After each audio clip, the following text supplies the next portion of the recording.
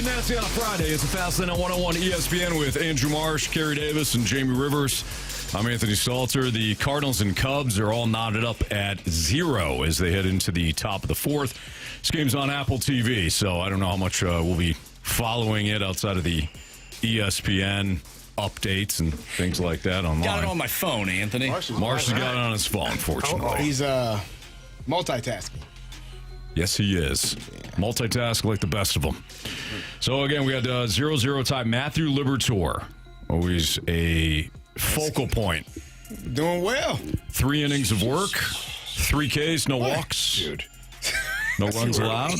Seriously, dude? He's doing well. Too early. He Doing got well right out now, of the for first sure. inning and the second inning. What are you worried about, man? And the third inning. Come on, man.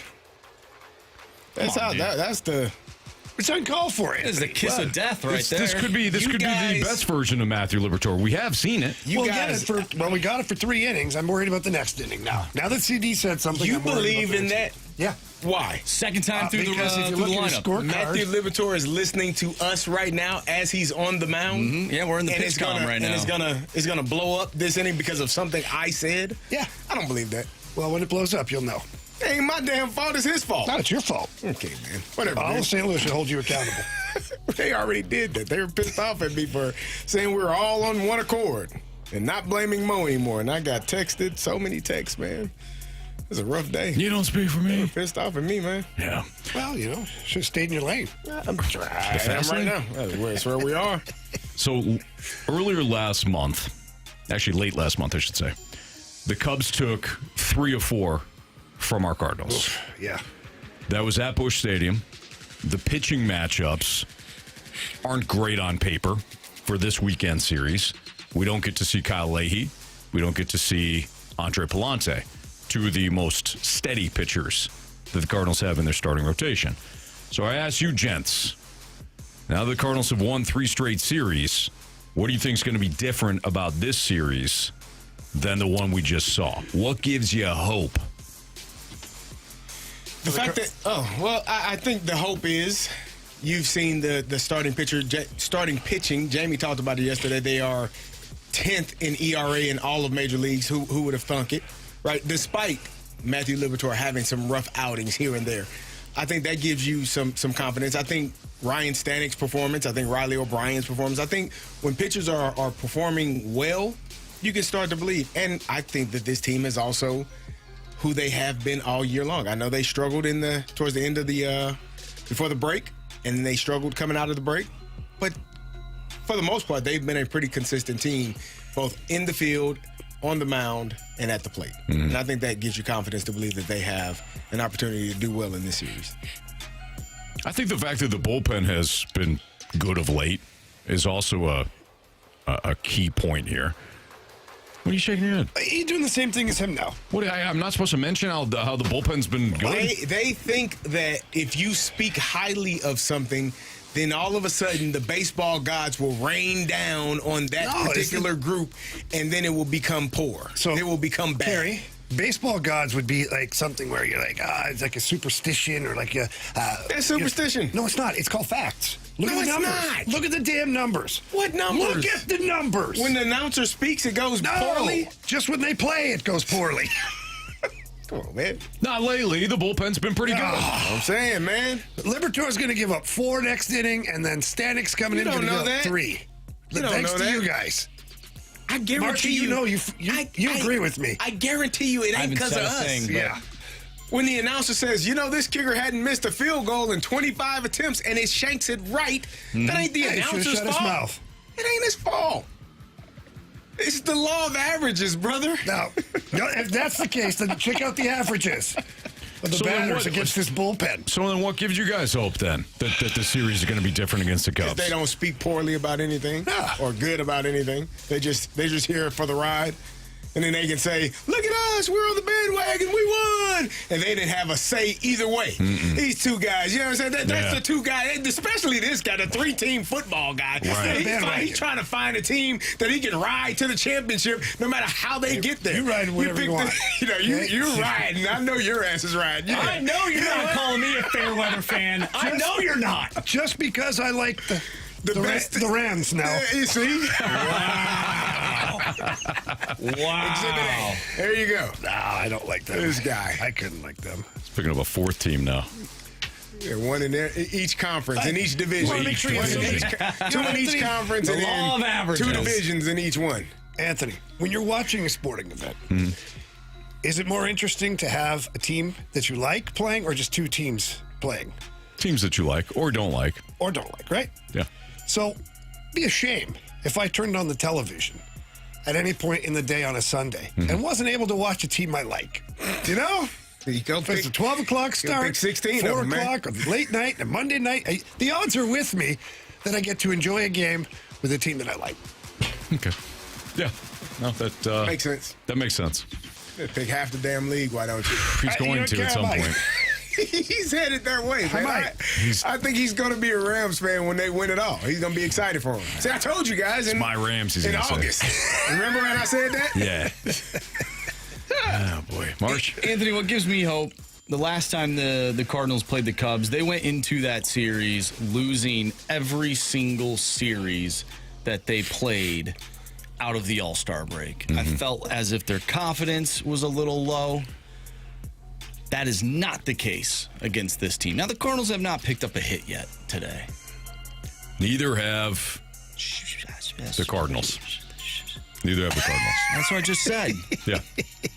I thought you said something else. Yep. He's learning. It's going to be an interesting show. He's learning. I think so, too. Yeah. But I feel like the Cardinals are playing with more confidence right now, and they're taking on a Cubs team that obviously is climbing in the standings. I believe they're only 4 back of the Brewers for first place, so they're playing meaningful baseball, obviously. And the Cardinals, this is what makes rivalries so great, right? Mm-hmm. We are playing meaningful baseball against your biggest rival in August. When was the last time we could say that? Oh, it's been a minute. It's been a while. Last year were a similar spot. I think that was over by 4th of July when they ran out of fireworks at Navy Pier because they used them all for the Cubs. Oh, man. That was the series that kind of broke everybody. I was in Chicago that weekend. They had no fireworks at Navy Pier. They were like, yeah, we had to take them out to Wrigley Field because they hit about 15 home runs. Yeah, sorry. Sorry, kids. Should have been at Wrigley. That's where all the fireworks were. So everything was. Yeah. No, this is a confident group now. Of course, the Cubs are confident, too. They've won 3 out of their last 4. Well, they lost yesterday, Anthony. 1, 2, 3, 4, 5, 6, 7. They won 7 out of their last 9. Oh, they're due for a loss then. That's the law of averages. They're due in baseball. that exactly. Yeah. Yeah, man. Current Now you're standings. doing that. Now law the of law of averages. averages. Yeah, things average themselves out. What the hell, man? Whatever, dude. Current standings. Milwaukee is up 4 games, as Marsh just mentioned, on the Cubs. 13.5 on the Cardinals. Go to the wild card. Cardinals are currently 3 games back of the Phillies. So you're able to pick up a game against them. I'll just say this. It'd be a great weekend for Shohei Ohtani to take over that NL MVP race against Pete Crow Armstrong. We all like to see it, that's for sure. Is he pitching? Pete Crow Armstrong? No. Neither is Shohei. Okay. All right. That wasn't my point. I know what your point was. Okay. 0-0 right now, bottom of the 4th. Jamie's trying to will it into action that Matthew Liberatore has a bad inning, but No, I'm not. I won't have it. What I did is I just checked, well, pretty much the whole season for him pitching. And the blow-up inning exists. Usually in the first or second inning. but not today. All right, we have your chance to win a pair of single-day passes for the BMW Championship happening next week, August 18th through the 23rd at Belle Reef Country Club. The passes include access to the Trophy Club presented by Michelob Ultra. You can see the top PGA players in the world compete while enjoying the Trophy Club presented by Michelob Ultra. Find your shot to score a pair of single-day passes for the BMW Championship at Belle Reef Country Club right now at 101ESPN.com or on your 101 ESPN mobile app. Have the Pittsburgh Steelers found their quarterback of the future? Well, one preseason game in, and hey, maybe they did. He played against guys that probably won't be in the league, but nonetheless, Steelers got their guy. What? You're such a horrible human being. Fernando Mendoza also with a successful debut. And one of the local products had himself a highlight play as well. We'll get into the NFL preseason roundup next on 101 ESPN.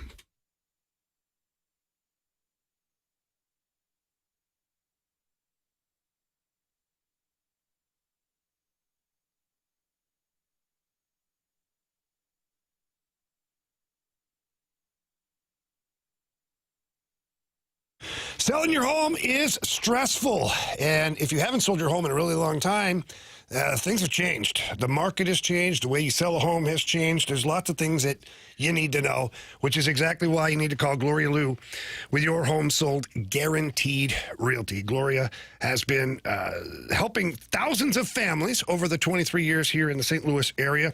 She knows exactly where the market is trending and therefore can help you put your house up for sale for the right price. She also has thousands of buyers in waiting. You're probably asking yourself, what is a buyer in waiting? It means someone who is pre-approved, ready to go, looking to buy a home. And if your home falls into that price range, you could have several sets of eyeballs on your home. And you can sell quickly, too. And Gloria Liu can help provide all of that for you. So please give her a call. You want to get to the closing table with no issues. Gloria Liu is the best in the business, going to sell your home as fast as she possibly can. She sells more homes, and she sells them faster than most real estate agents. But you do have to give her a call. Her phone number, 314-325-6888. That's 314-325-6888. Or you can visit GloriaHasTheBuyers.com.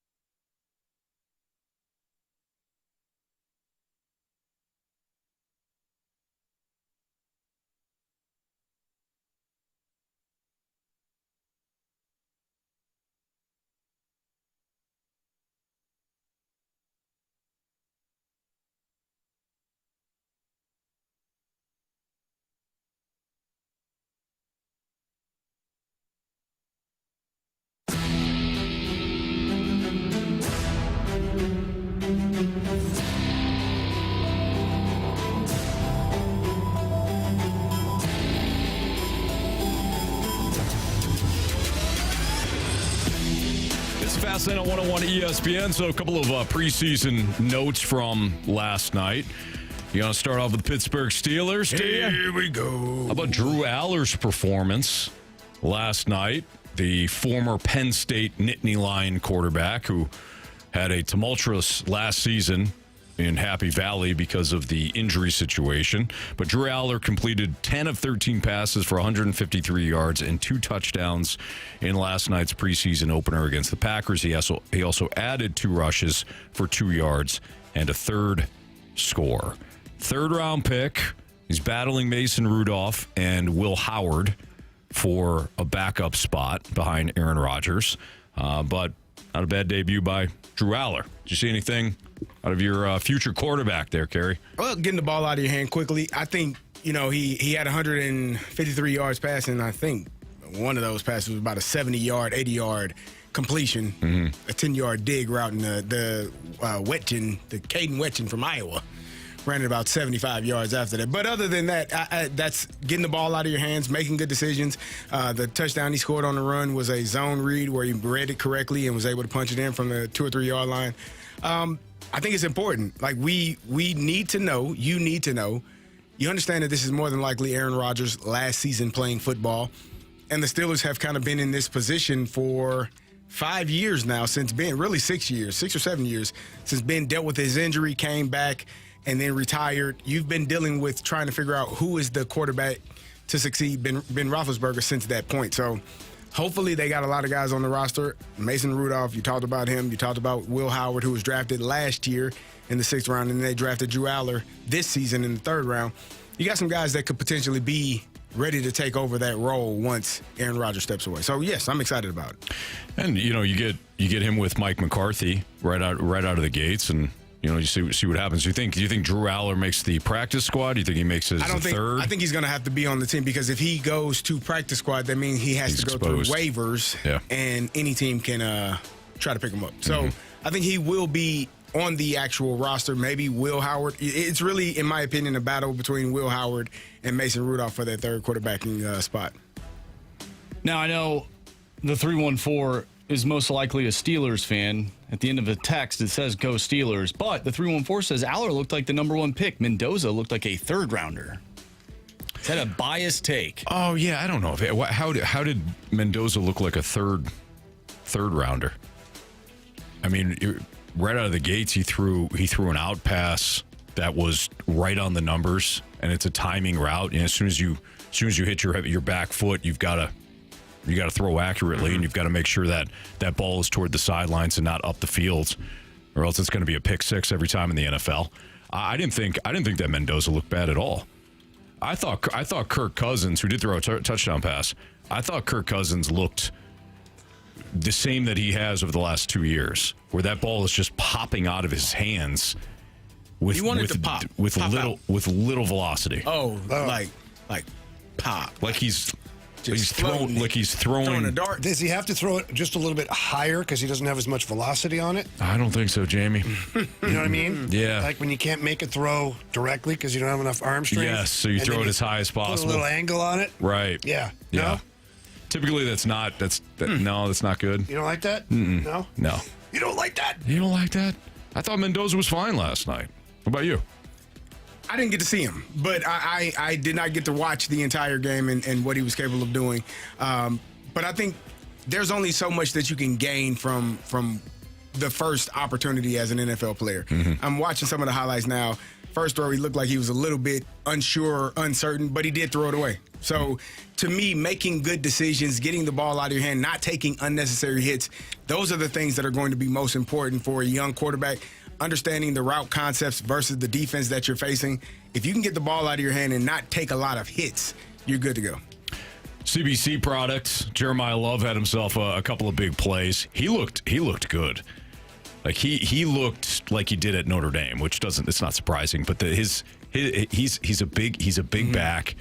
He's physical. He's athletic. He can catch the ball out of the backfield. I think Jeremiah Love is going to be the real deal. There was a highlight of one of the runs he had where he cut it back, jumped, hurdled over a guy, got tackled, and they said, "Do you all see it?"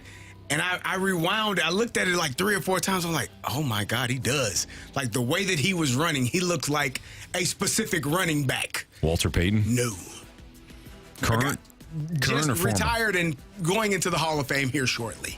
Adrian Peterson? Yeah, man. Wow. Did you see that, Marcia? You saw it? I did, yeah. I saw that like exact same tweet, too. The herky-jerky, like running hard, head movement, good quick cut, hurdle. Like, it looked so much like Adrian Peterson. Just that one cut, that one clip. Yeah. Not saying that he'll have, I don't know.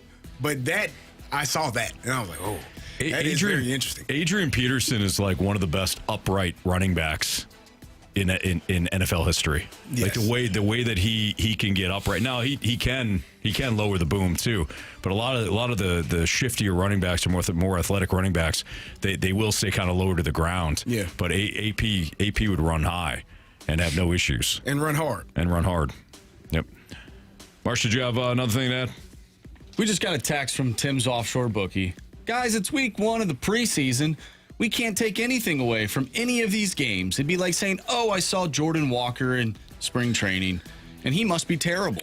Anthony Richardson outdueled Riley Leonard last night, which, again, preseason, can't take anything away from it. But that.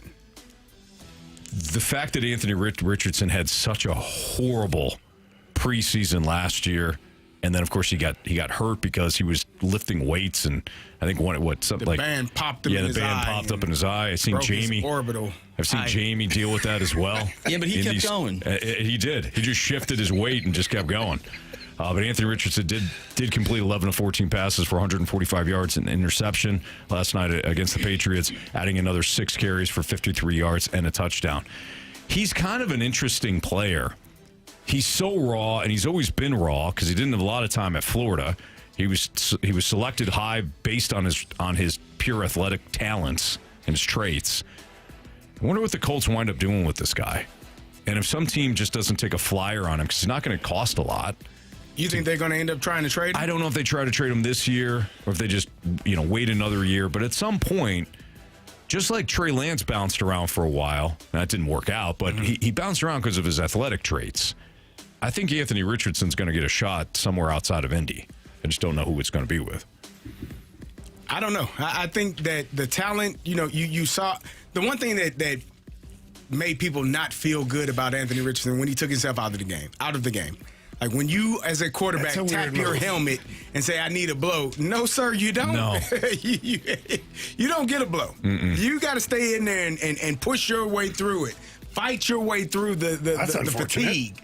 Yeah, you can't get a blow as a quarterback. You everyone else. Figured I thought they offensive linemen and quarterbacks. I thought they got those often. Nah, you can't get a blow. I thought he wanted water. You got to stay. No, he wanted a blow. He wanted to get out of there and get some water. That's what we call getting the blow. Well, you still talking about football? You got to do that after the game. Yeah, you shouldn't do it during the game at all. Correct. It's frowned upon, especially at that position. So when that took place, I think that soured a lot of the people around him. I don't think that's a definitive. That's his definite character of who he is. But I think that was a learning lesson for him. And now you're in a position where they brought in Daniel Jones. He took your spot. They got Riley Leonard. You're battling with him. Is he a trade piece? Maybe. But I don't know who is going to look at. I don't know if his opportunity as a starting quarterback has vanished at this point. It potentially has. Well, it's going to be interesting to see what happens with Daniel Jones and whether or not he's going to be ready for week one. If not, if Anthony Richardson can win the spot, maybe he can put up decent numbers or, decent production before Daniel Jones returns. By the way, according to ESPN, James Pierce has been suspended 8 games in 2026. James Pierce was the Falcons' pass rusher that decided that he was going to be an absolute lunatic and stalk his former WNBA girlfriend, nudged a police car with his own vehicle, just a whole bunch of stuff. He had himself quite an afternoon. Quite an off season. And they just lost the Jalen Walker for the year. Yeah, right? He's done. ACL. Yeah. So. And by the way, you can listen to the Falcons tonight take on the Broncos preseason action here on 101 ESPN. Anthony's listening. He'll be excited. Pregame starts at 5:30. Yeah, I'm excited. You're going to have your earbud in while you're coaching the Black Sox. Oh, yeah. Listening. Can't wait to listen to how Tua does. You should. 1 3-yard pass at a time. They'll be accurate, though. It will be. It will be. There's a 3rd and 8. What'd you get me? 3? Okay. Yeah, it was right in his hands. Thank you. Get him right in numbers. Perfect ball. All right, it's Fastlane on 101 ESPN. Which Cardinal has the most on the line from now until the end of the season? We'll dive into that next on 101 ESPN.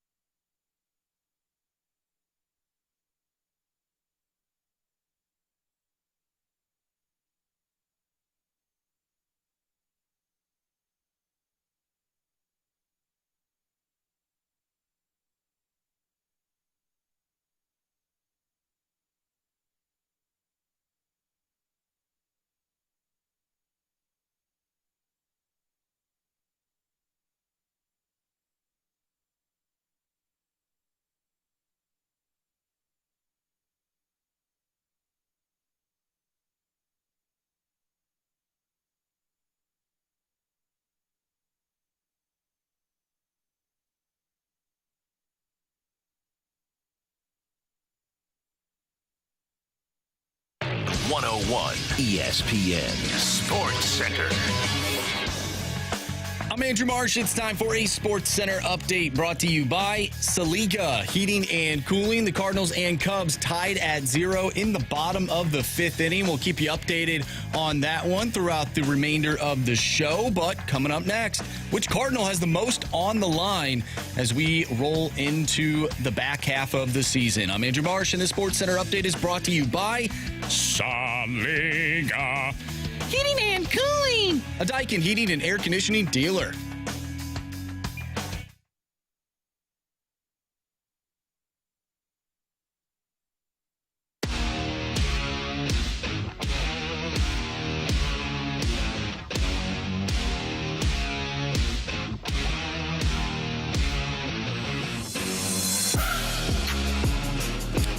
Will Leach of MLB.com wrote an article about 5 Cardinals having something to prove down the stretch.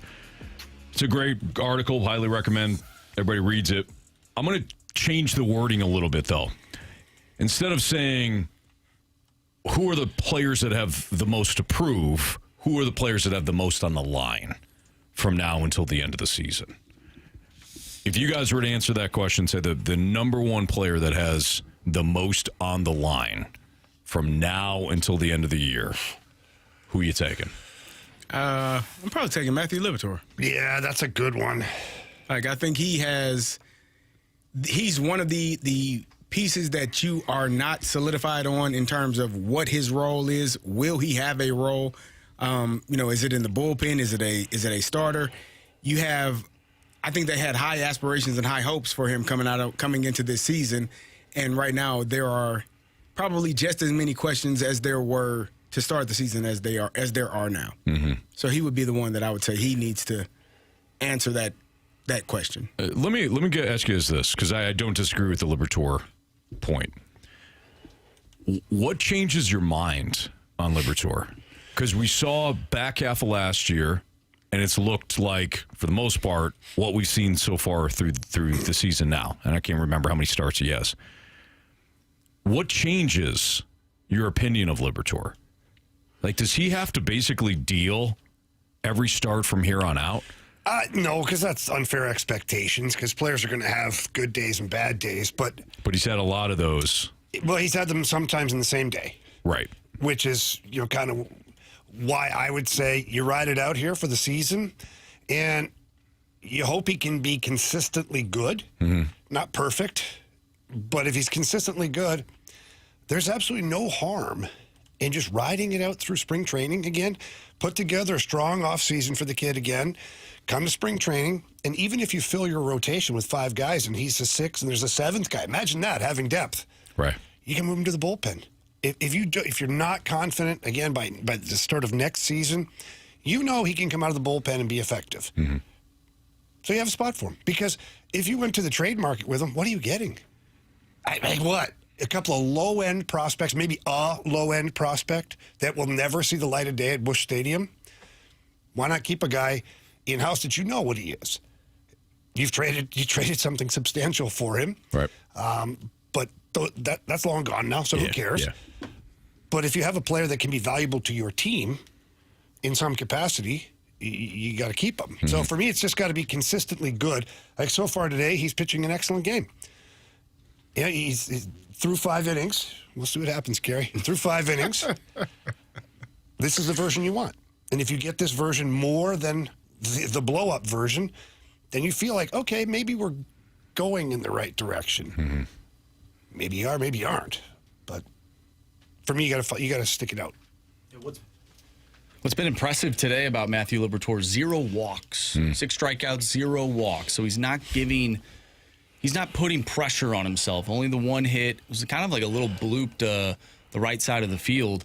He's looked very sharp today. I don't know if there's really any other player right now on this team that fits this question more than Matthew Liberatore. I think he is the poster child for this question.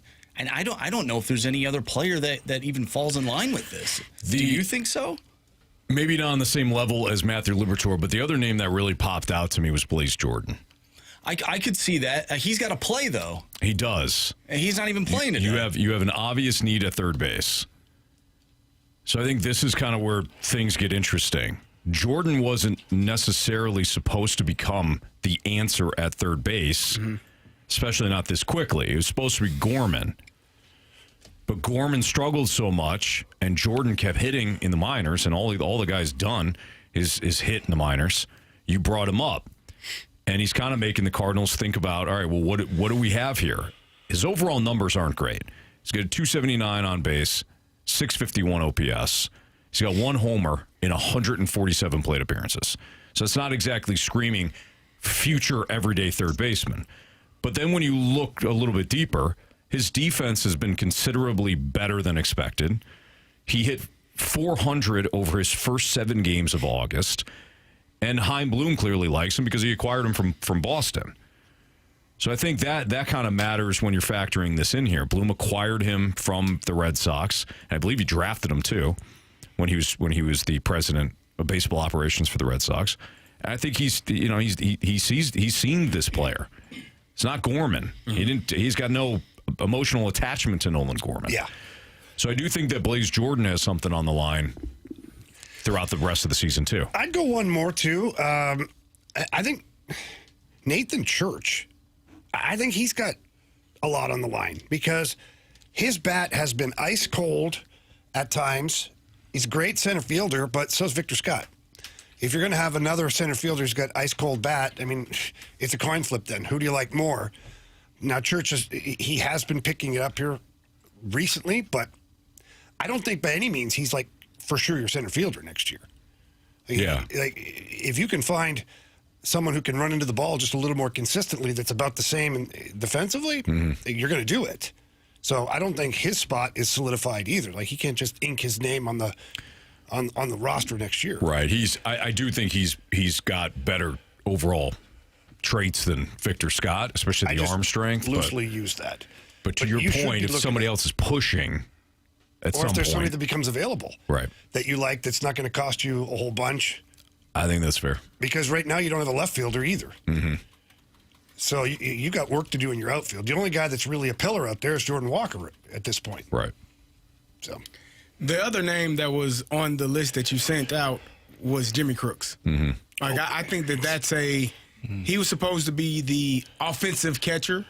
He hasn't produced much on the offensive side. I think he's batting like 160 or 130, something like that. I don't know. He batted 167 in June. Yeah. He batted 176 in July, 1 home run in June, 2 in July, and another difficult stretch after. I mean, he's struggled since he's been promoted. Yeah. He's batting 173 right now. Yeah. And so if you're the offensive catcher, because we understand that really none of them provide excellent defense. I think they feel like Báez calls the best game, but he doesn't block the plate well enough, nor does Jimmy Crooks. And Ivan Herrera can't throw runners out. He just got another stolen base on him today. So you got a lot of issues at the catcher position. If you're not providing the offensive power or at least the offensive average to get on base, it's going to be problematic keeping you on this roster because I got 2 other guys that essentially are doing the exact same thing. That's the key. See, how are you separating yourself? That you're absolutely right. He being Jimmy Crooks. Crooks doesn't necessarily have the luxury of unlimited development time. You got Bernal, who's coming. You've got Rodriguez, who might be coming up faster than people expect. That's what makes this catching situation absolutely fascinating. Crooks isn't just competing against Major League pitching. He's competing against the organization's timeline for that position. Do you actually think he's in the conversation? Because the more this goes on the season, the more I think Báez and Crooks are out. Like, Herrera has caught good enough to get behind the plate a couple of games a week, and his bat certainly plays. He's not going anywhere. And then you've got these other studs in your minor league system that are ready to, especially Bernal. Looking at his numbers and the scouting report and the details on his defensive game, this guy's, it'd be hard to hold him out of the league. If Bernal is ready, or when Bernal is ready, he might be ready now. They just have so many guys on the roster. Well, if you get your opportunity, Crooks, you better do something then. He hasn't done a whole heck of a lot. For a guy that was supposed to bring up the offensive numbers at that position. You're right. He hasn't. No. If only there was someone who floated the idea out there a few months ago of trading him before he made his major league debut. Oh, wait, that was me. I would have never guessed. What were you getting for him, Marsh? Oh, I don't know. I think we asked you the same thing at that I point, have too. no idea. Fair. All right. But I threw it out there. You certainly did, Marsh. You certainly did. We're going to give you a lot of credit for that. Thank you. Yes, sir. All right. It's a Fast Lane on 101 ESPN. How do professional athletes manage fear? Carey's got a thought on this that is absolutely fascinating. So we'll dive into that next. By the way, just an update for you. Cardinals and Cubs still deadlocked at 0 apiece. There's 2 outs in the top of the 6th. That game is on Apple TV. Apple TV, they put on the screen that Clay Holmes had a perfect game through 5 1/3. How'd that go? Jose Fermin got a base hit. Of course. See, Carey? Of course there's a Ferminator. It was the Ferminator.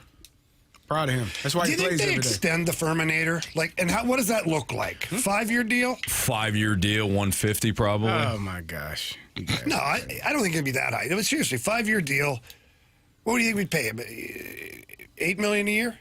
Probably a $20 million player. No. For what? I'm being realistic. I'm trying to keep the Ferminator. No, he's Realistic. Serious. Look at him. He's dead serious. He wants Fermin to be your starting left fielder on opening day. Let me ask you guys this. Is there a Cardinal that can play as many positions as the Ferminator? No, that's why I want to lock him up now. There's somebody that can. So does Anthony. There's somebody that can hit in the cleanup spot and the 8th spot better than a Ferminator? No. You don't have a lot of guys who can side on that thing over to first base like he can either. Damn right. He shouldn't do that. Well, he's about to hit pre-arb, and if we want a good bang for our buck, I say we let him roll through arbitration. No, lock him up now. I'm with Jamie. You got to lock him up. Oh, okay. 5 years, 150. I think it's a little high. That's a bit much. What, that's a little high. 150,000, Anthony? Who says no? The Cardinals. Not for me. Ferminator blow a hamstring running to sign that thing. You on what? I'm on the way. You know, TMA, they did the whole, let's get, Navy caps on the road. Yeah. They're wearing them today. That should be our thing. We get Jose Fermin paid. We're gonna push to get the Ferminator paid. Yeah. Marcia, we're going to make this work. Let's get Ollie on next week, and let's get Heim Bloom on next week. Yeah, and let's get Fermin's agent. Agreed. I thought that was you. No, that's Anthony. Oh, okay. Anthony's not really his agent, it's more as his marketing. Oh, Yeah. Promoter. Promoter. I'll get you paid for mean. No problem. All right, how do professional athletes manage fear? CD's got some thoughts on that next on 101 ESPN.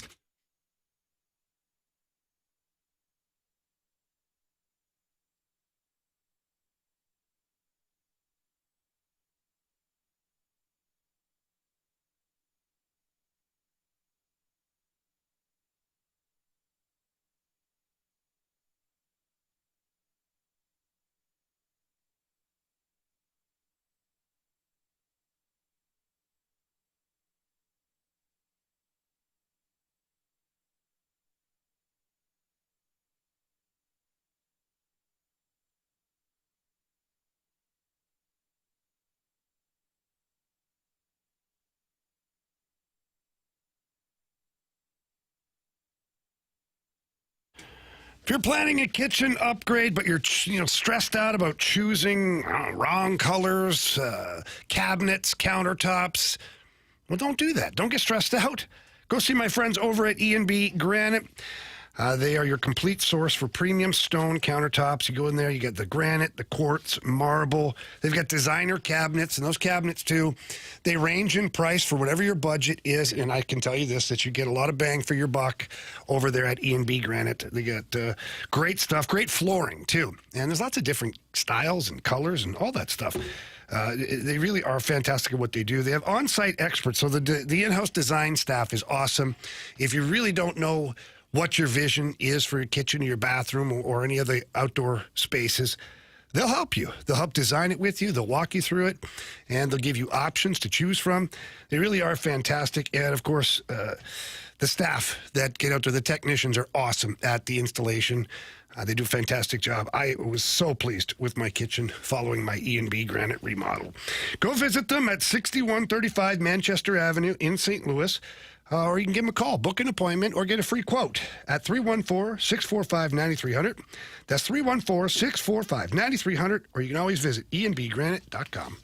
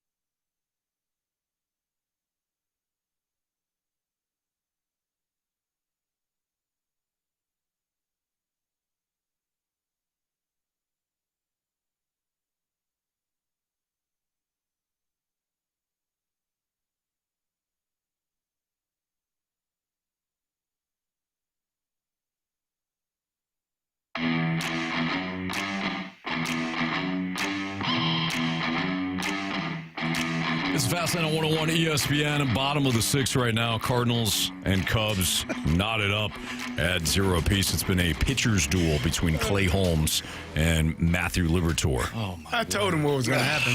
I literally just told him. I said, you walk the first batter, and he's going to steal second because Ivan Herrera is not going to be able to throw him out. No. That's what just happened. Yeah. The combination of Matthew Liberatore's pitch delivery and Herrera's lack of arm strength, It's not even close, it's though. almost a guaranteed bag. He skips the ball to second base. It's Well, he doesn't want to it's overthrow it, Kerry. Oh, hell no. It's like watching when I was 12, 10, you couldn't get the ball all the way there. We're watching the Little League World Series as well. I'm sure there are a few guys that can get it there Those kids without a can hop. get it there. It's bad, man. Yeah. This is really bad. But go ahead, Anthony. I'm sorry. I didn't mean to. Maybe he's afraid. Afraid of what? Me? Throwing a guy out? Well, athletes do have fear, Kerry. Or maybe he is afraid. And what do you do when you have fear? Huh, Anthony? You do it anyways. You have to. You have to do it with fear. Yeah, do it either way. But sometimes when the athlete has fear like that, the result is way different because they're playing with fear. And you can't be at your highest level of competing playing with fear. No, but you still have to do it. You know, You don't have a choice. no. How do professional athletes manage fear? So I was watching First Take this morning. Yeah, that's a good way. I was watching First Take this morning, and they were talking about Sal Stewart, the rookie Reds player. He hit a home run versus the White Sox. His next at bat, they threw at him a couple of times, and then they actually hit him in the head. Oh, jeez.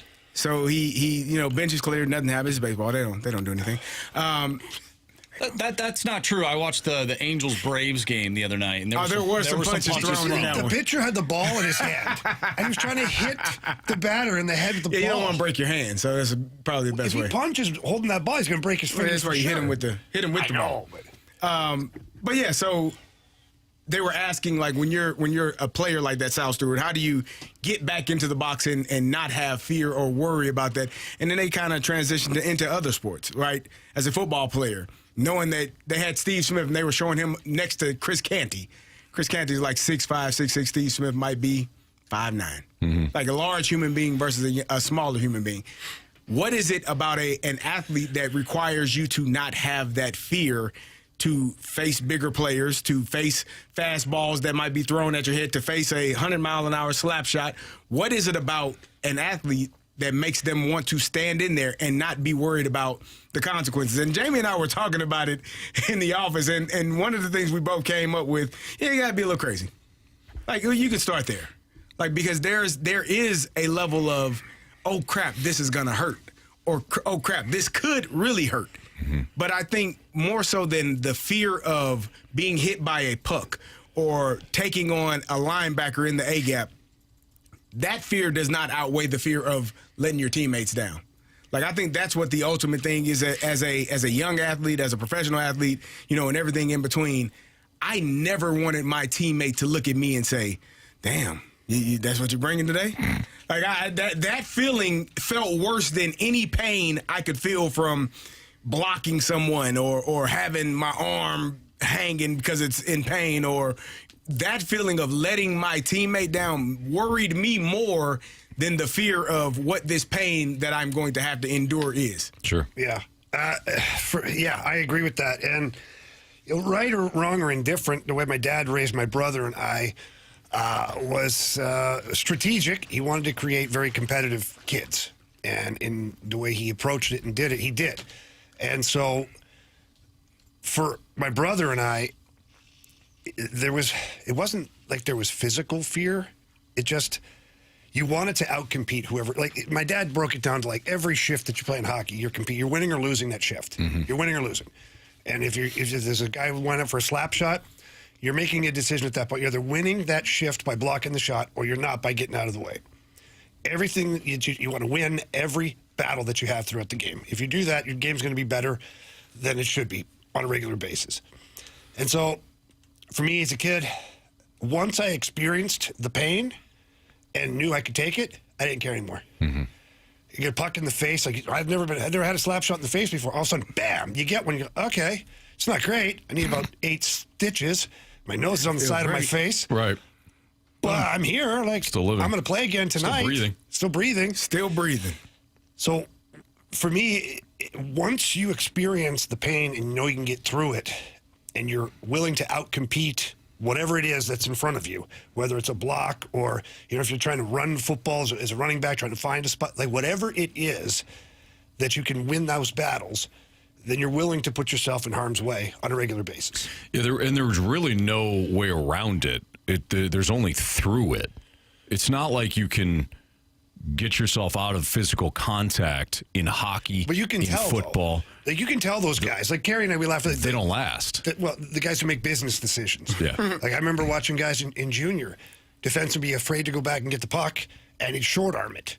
Just get back there and be like, just like pulling away like a hot poker, like, Right. or going into the corner, like tap the brakes a little bit, let the other guy go first. Yeah.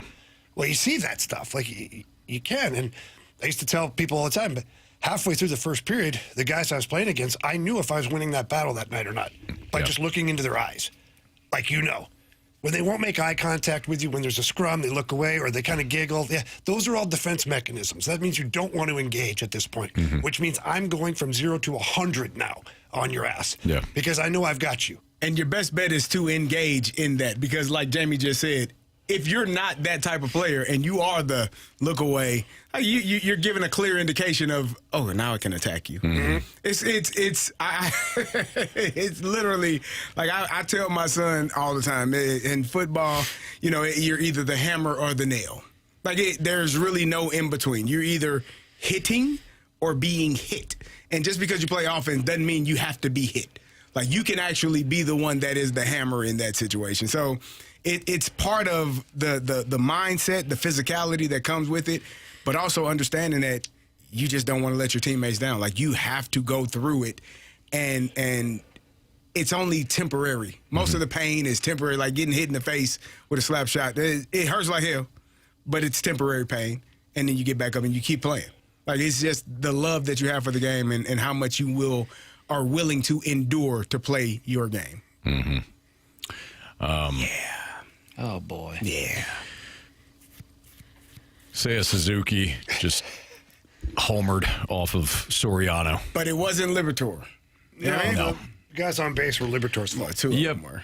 So now it's 3-0. Cubs, bottom of the 6th. So now the Cardinals have some work to do against Clay Holmes, who has only allowed a hit thus far through 6 innings. To Fermin, though. To Fermin. And It's inevitable. Fermin's going to come up again at some point. That guy should get an extension. I think he darn right he should. So 3-0 Cubs now over the Cardinals at Busch Stadium. But you know what? This is a resilient team, guys. Plenty of grit. They're going to be fine. Sure. Going to make this a game. You just wait and see. Okay. Appreciate if somebody also backed me up on that. I said I agree. Yeah, I didn't feel it from you. What is the ideal development process for a young quarterback? We'll dive into that next on 101 ESPN.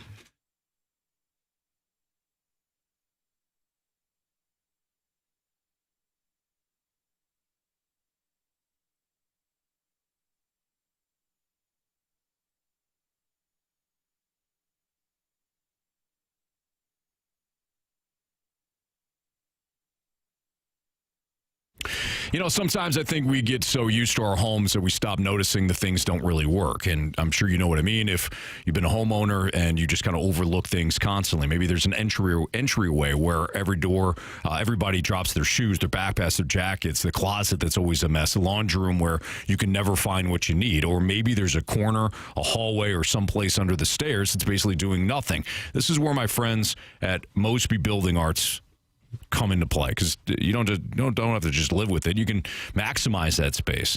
And here's something to think about. You don't necessarily need a major renovation to make your home better. Mosby Building Arts can help make those smaller, everyday frustrations and turn them into something useful, thoughtfully designed spaces that work better for your family. Maybe it's custom storage. Maybe it's a built-in. Maybe it's a home office, a better drop zone, a playroom. Even a small basement or garage project can go a long way.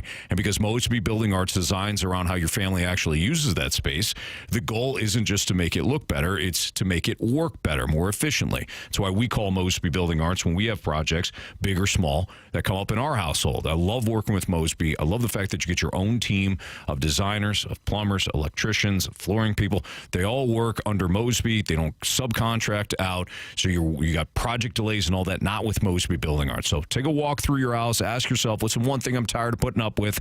Maybe that's the project that you've been looking for, and Mosby Building Arts, big or small, can help you with that. Visit callmosby.com today. You could schedule a free brainstorming session on a project that you want to do, and Mosby will take care of the rest. Mosby Building Arts, the right remodeling company.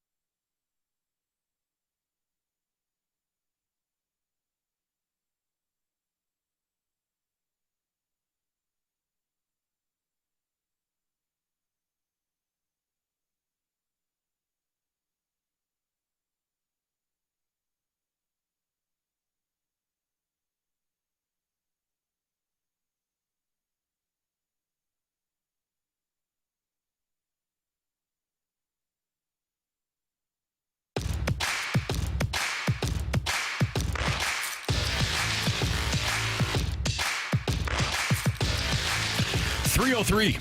Your time check brought to you by Clarkson Jewelers, an officially licensed Rolex jeweler. What is the ideal development process for a young quarterback? Well, Phil Mackey, one of the Hubbard stations up in Minnesota, or our Hubbard station up in Minnesota, and of the Purple Daily, the Score North radio, talked about the two avenues for J.J. McCarthy, and we'll open this up more to, quarterbacks overall when it comes to the developmental process, but he specifically talks about J.J. McCarthy in this cut.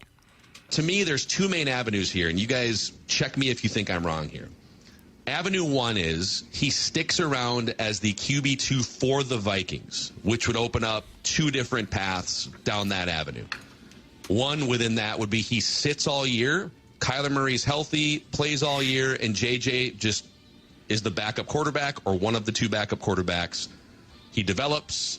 It's the gap year that maybe Kevin O'Connell wanted initially a year ago when they whiffed on Daniel Jones and maybe whiffed on Aaron Rodgers. And you're kind of back to the Jordan Love plan.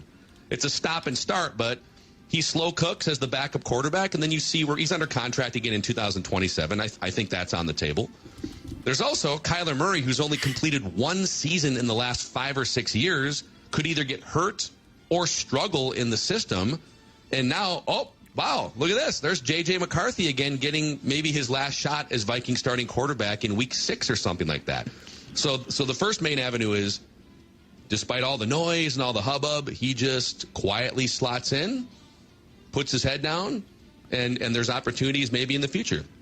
But then the other avenue is that the Vikings punt on him, which I obviously, Thor would agree, think that would be a mistake for a 23-year-old quarterback, but they might just be in a place where, I don't know, however we got here. It's not working. We're just on to the next because we're the Vikings, and that's what we do with quarterbacks. And they just punt him for like a later round draft pick to somebody else, in which case he would get a fresh start as a backup somewhere with some upside, and you kind of go from there. So again, that was Phil Mackey talking about J.J. McCarthy specifically. Marsh, I thought you brought up a really good point the other day when you said that J.J. McCarthy continues to struggle in training camp. Kyler Murray has struggled, but Kyler Murray has been in that offense for an hour. Yeah, this is year 3 for J.J. McCarthy. For sure. And since then, ironically, since they made the decision, Kyler Murray has actually looked pretty good with that offense. I don't know if that's there's no pressure type thing or whatever it is, but he has looked pretty good since being named the starting quarterback. Well, for J.J. McCarthy to be in year 3, the development should be further along than what we're seeing out of him. And my question would be, and as we broaden the discussion to talk about any young quarterback, my question would be, is the offense suited for J.J. McCarthy? Or did you just take the quarterback that was available, knowing you need a quarterback, and you plugged him into a system that really doesn't highlight any of his strengths? And I do think that there is a bit of a fit problem with a lot of these young quarterbacks. Not all of them. I mean, if you're Lamar Jackson, you're Patrick Mahomes, or Josh Allen, you can transcend any system. Mm-hmm. But I don't think that's the case for the wide majority of young quarterbacks. So I think that good coaches, especially at the collegiate level and the NFL level, when you're picking the players that you want, I think you tailor your – like, it's not – you can draft to what you like, but if you draft a guy that is unable to do the things that you want, you have to adapt. You have to make it so it's easier for him without stunting the growth of the entire offense, without watering it down so much that it's so simple that obviously defensive coordinators and defensive players can figure out what the heck you're doing. But you do have to tailor some of your things to suit the players that you have. Mm-hmm. I think that's what good coaches do. I don't know if Kevin O'Connell has attempted to do that. I don't know if he worked on trying to make it and simplify it as much as possible without watering down the basic portion of what he likes to do and what makes his offense good enough. If he did do that, then you do have to move on. Like, there's only so much time at that level. There's only so much time I can spend on trying to make sure that you can play this game. Right. Like, there's a part of it that is the onus is on the player, which is why I often say, like, we put too much on coaches. Like, if you can play, you can play. Mm-hmm. If you can't, you can't. And then there are some quarterbacks, some players that get multiple stops. Justin Fields is high on that list. He's had multiple places. Maybe he just can't play at this level. And maybe it's a talent issue for him or an inability to reach the level that is needed to play that quarterback position. But for every time you draft a player like J.J. McCarthy came in and he's gotten these opportunities, if they feel like he's unable to make an impact in this league, they will probably move on from him. I think football is flawed in one way, and that's the development of the quarterbacks in particular. And the reason I say that is because if you look at baseball, if you draft a stud pitcher in the first round, probably a year, 2, maybe 3 before he sees the mound in the majors. He goes A-ball, AA, AAA, and the whole thing. Yeah. If you draft a first round, now I'm excluding the generational stars now. Sure. Kids that are drafted and they go right to the big leagues, or kids in the NHL that are drafted top 4, top 5, and they go right to the NHL. Like that's fine. Mm-hmm. But what about the rest of the first rounders? Well, they go through the development of going back to college or junior hockey or to the American Hockey League, and they play there for a year or 2 or 3, and then they come up to the NHL. In football, these players that are being drafted in the first round, quarterbacks in particular, we're expecting to draft them and throw them into the deep end. Mm-hmm. It's the only sport that does it. And I wish there is no development league. I get it. There really isn't. But maybe teams should draft a quarterback in the first round, knowing there's going to be a year or 2 of solid backup quarterback or third quarterback of practice, get them ready. Like, build the kid up a little bit. Not every kid coming in the first round coming out of college is ready to be under center in the NFL. Mm-hmm. And we're seeing that a lot. And quick reference, we look at Baker Mayfield, we look at Sam Darnold, we look at Mac Jones, we look at some of these guys where just later on, year 4 or 5 of their career, they're like, oh. Now, they also had some stops with some pretty good coaches, too. Sure. But my point is that maybe they're not ready yet when you draft them. And I'm not saying JJ will ever be ready. I don't know. I don't watch enough of the Vikings practice footage to know much about JJ McCarthy. Mm-hmm. But he was a first-round draft pick, and now they're talking about, well, we're done with him. He's finished. He's played 1 season. 10 games. 10 games. Like, right.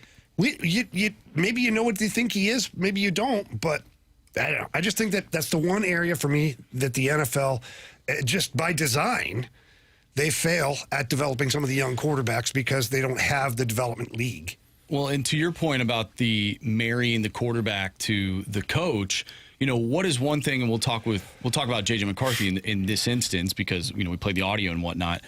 But what did he do well at at Michigan? Hand the ball off. He was sort of that game manager, all that stuff. Didn't really push the ball downfield. Right. What did Kevin O'Connell have him doing? Pushing the ball downfield. They don't run the ball enough. Mm. That's why I asked if not you're really just trying to plug him into a system that doesn't work for him. I don't think it really does. Personally, like watching it back last year, and Carey, you mentioned them changing the system. They did after they lost to Green Bay last year at Lambeau, and then he was out for the game against Seattle, but then they came back and they dumbed down the playbook before they took on Washington, and then that stretch, he started to play a little bit better. Mm-hmm. But Kevin O'Connell doesn't want to dumb down his playbook. He wants to run the playbook that made him Kevin O'Connell, which I totally understand. But I totally get that. But you got to find the right guy then. But what's interesting enough about this situation is that the Vikings this season are implementing new packages and new things surrounding Kyler Murray because he profiles as a different quarterback. So they're implementing new things for him. I think that's smart too. I do too. So I wonder how that looks with Kyler Murray. But you mentioned, Jamie, letting guys cook a little bit. And in the audio, they mentioned Jordan Love. I wonder, is that the ideal development process to let a guy wait? If you look at some of the guys over, just a couple of examples, like Jordan Love, Jimmy Garoppolo, like some of these guys that were forced to sit behind a very good quarterback in their organizations, and I'm sure there's more of these guys that I haven't mentioned, but it benefited them. Like when Garoppolo was given the ball, even though they traded him, he was ready to play in the NFL. Right. And Jordan Love was ready to play in the NFL. Mm-hmm. And you hear about the kid. Oh, he's coming along. Whenever Aaron Rodgers is gone, he's the guy. I think I think it's a good approach at the quarterback position, unless you have a generational stud, a Joe Burrow, like Justin Herbert. Like, you got one of those dudes, you plop them right in there, you're fine. Sure. But more often than not, even a good NFL quarterback needs a little bit of time to cook, get to know the offense, get to be confident in what you're doing, get to know the players more. Like, if I agree with you, I think if teams had the guts to do it, I think the problem you run into is when you draft a quarterback in the first round and you still have a quarterback in place, that quarterback that is in place has to have an understanding of this is where we're going. And I think that there's a level of friction. I mean, you saw it with Aaron Rodgers when he was drafted. He had to wait behind Brett Favre. Yeah. And then Jordan Love was drafted. He had to wait behind Aaron Rodgers. You saw it with Joe Flacco in Baltimore when Lamar Jackson was drafted. He was not ready or willing to take over or to allow Lamar to take over his spot. And then you look at Patrick Mahomes and Alex Smith in Kansas City. Patrick Mahomes sat for pretty much an entire year, played, I think, one game at the end of the year. But Alex Smith had to understand, like, yeah, this guy was drafted in the top 10. He's going to become the starting quarterback for this organization. I think the problem that organizations have, is how do I hire my next player to replace the current player that I have without causing friction, without pissing this person off, because I truthfully believe that's what the Steelers should have done. They should have drafted the heir apparent to Ben Roethlisberger, especially when he went down with an arm injury and missed time. Like, you needed to have someone ready to come in and take over that next role. But I don't think most organizations have the coaching staff that is capable of handling the current quarterback and managing how to manage all of those egos because there's going to be some people that are pissed off in that building when that takes place. Yeah, that's a great point. Yeah, I never thought of that. Obviously, I've never been in an NFL locker room, but I never thought of that. And you're right, though. The coach would have to go in there and just be like, to the starting quarterback, I don't know if this guy's your replacement. I'm not sure. But your contract ends in 2 years, and we don't know what you're going to do. And we have to work with this kid and make sure we have a quarterback as an organization. He's no threat to you. You are our guy. You will be. But if he's a threat to you. Well, yeah, but you word it. You word it so that the player he's a threat. He's coming to take your job. Don't make no mistake about it. Unless you don't give it to him. But you're going to give it to him eventually. Unless only person, you mentioned Jimmy Garoppolo. Yeah. Tom Brady did not, but Jimmy Garoppolo also wasn't a first-round draft pick. No. So when it's a first-round draft pick, trust and believe that this person is taking your job sooner rather than later. But I meant when you're talking to the player. When you're talking to the starting quarterback, you're not telling him, by the way. You don't have to tell him, though. He knows. But you're trying to smooth it out is what I'm saying. So otherwise, you'll never have the dynamic. And that's why they don't do it, in my opinion. Well, I just think it's foolish. I don't disagree, but I think that's part of the reason why it's not done. Every left-handed defenseman that was ever drafted when I play, they're there to take my job. Correct. I already know that going in. It's my job not to give them the job. I think it's part of. I think that's part of why they don't do it. I don't agree with it. I think it's a dumb decision. Yeah. Like, you gotta keep the team moving, and it's no different than college. Like, every year they're recruiting and bringing in another quarterback every single year, like, to replace you. So, but it doesn't affect the college quarterback because they know, like, after my junior year, my senior year, I'm leaving anyways. Yes. Yep. It is funny, though. Like, there's some situations where the plan blows up, and Anthony, I hate to bring this team up, but you know what I'm talking about in terms of you have Kirk Cousins there for X amount of time. You want to slow play Michael Penix Jr., but then Kirk Cousins is not good enough to be the starting quarterback, so then you thrust Michael Penix Jr. into that spot, and I don't know if he was necessarily ready for it.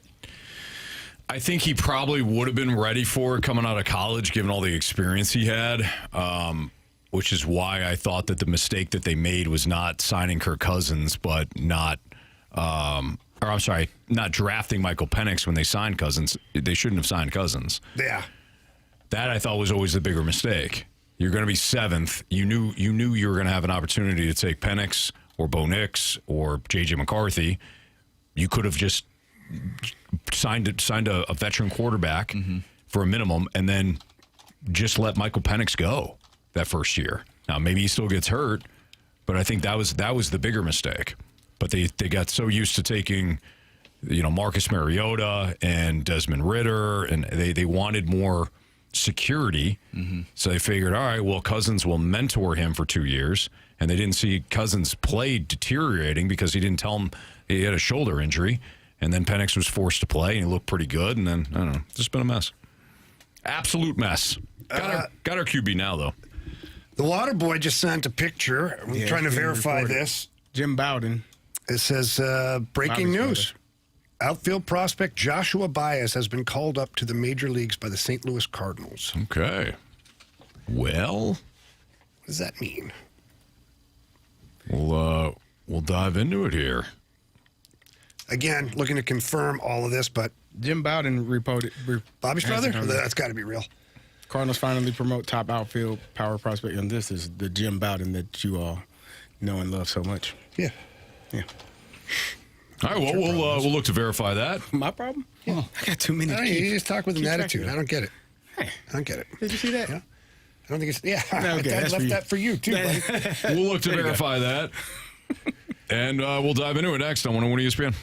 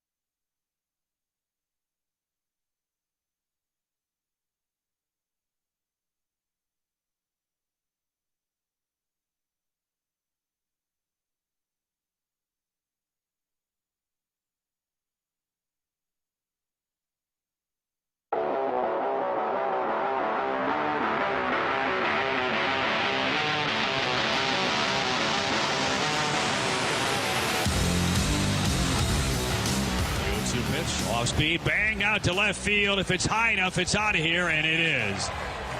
Lands just below the awning of Tobacco Road, straightaway left, 34th. The league-leading home run total climbs for Joshua Báez. Well, that's the sound there of Josh Báez hitting a dinger, and he is being reported everywhere that he's called up.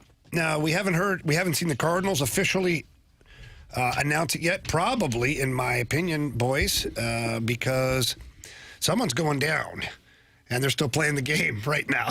Yeah. The player leaving might still have a uniform on right now. Sure. So the Cardinals, at least to my knowledge, have not announced what the roster move will be for Báez. But Marsh, we talked about getting his numbers pulled up here. This young man, although we have dogged on his strikeout rate and things like that, his chase rate, he can hammer a baseball. What are some of the numbers, Marshy?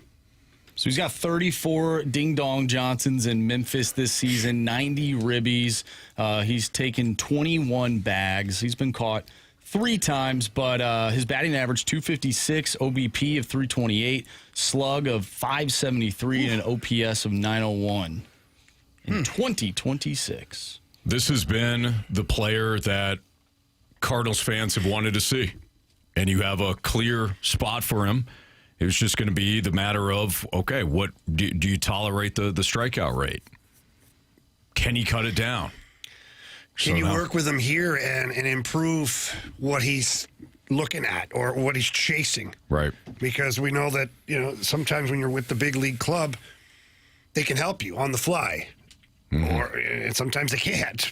But I don't know, it's going to be an interesting last part of the season, seeing how they utilize some of these young guys. Because is Crooks the one that's going to be going? Is he staying? Is it Blaze Jordan? Does he go down? But then you're stuck. Well, I guess Urias is coming back too soon, isn't he? I don't know how soon, though. That's been a TBD situation for a long time now, I feel. Yeah, I think it's within the next few weeks. Yeah. So, which I mean, what role does he have on this team? I mean, what about Prieto just going back down? Could, yeah. That I think would probably make more sense, right? Yeah. Just sitting down Cesar Prieto. And it sucks because he just had his first hit and all that, but you're calling up Báez to give you more pop. Give him a little more offense. So well, you're going to plug him in left field. Mm-hmm. And which would free up spot. Like Fermin is playing left right now. Yeah. So Fermin could play third.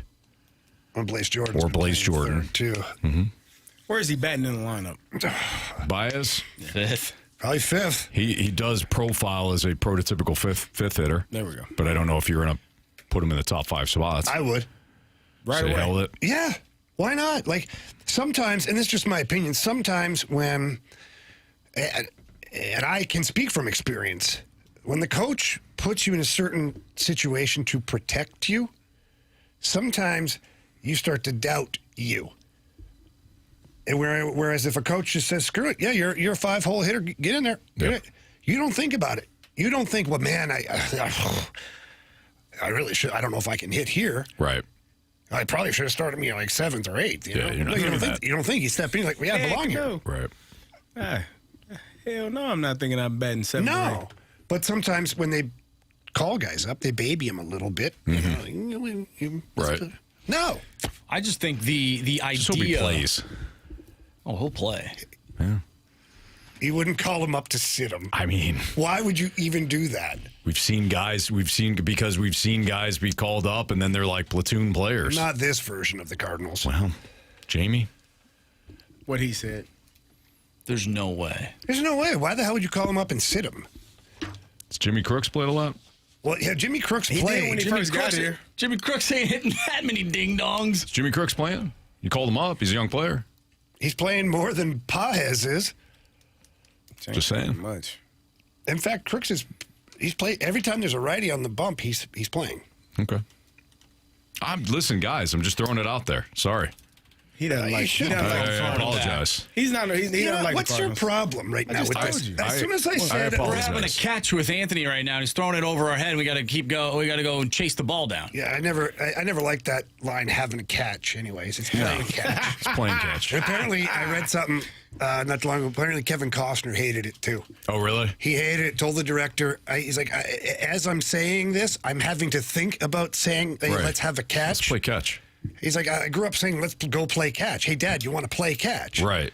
Not, hey, Dad, you want to have a catch? Yeah, that's. Want to have a catch? What? Your dad's looking at you and saying, "No, son. Until you say it right, Who the hell are you, kid? we're not going to be. There's Right. going to be no throwing or catching. But then you get some people, oh, no, it's have a catch. What? It's not. No, have it's a not. catch. It's not have a catch. To my brother, never hey, heard. Sean, you want to have a catch? Never heard Punch that. in the face? Yeah, right.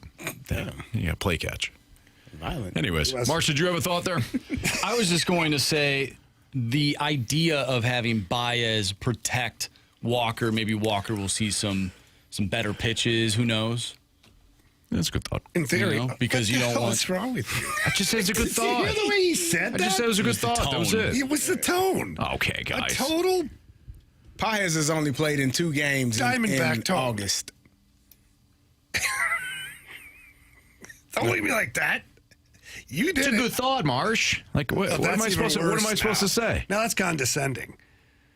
You know what? Why don't you guys just write down what you want me to say and how to say it? You're not going to say And I'll it. just Okay. I'll make everybody happy. You're not going to do I it. got one. All right. Oh, good luck. Sports Six Pack is coming up hang next. on. 314-399-9646, the Air Comfort Service Here, text Anthony. line. That is Wichita, which is There where you your go. lovely fiance is from. We got another word for you. Let's play catch. No, that's not what I wrote. Well, that's what I see. Got to read it right. All right, we're gonna do our Sports Six Pack next. 314-399-9646, the Air Comfort Service text line. Send your questions there. We'll answer them in part 1.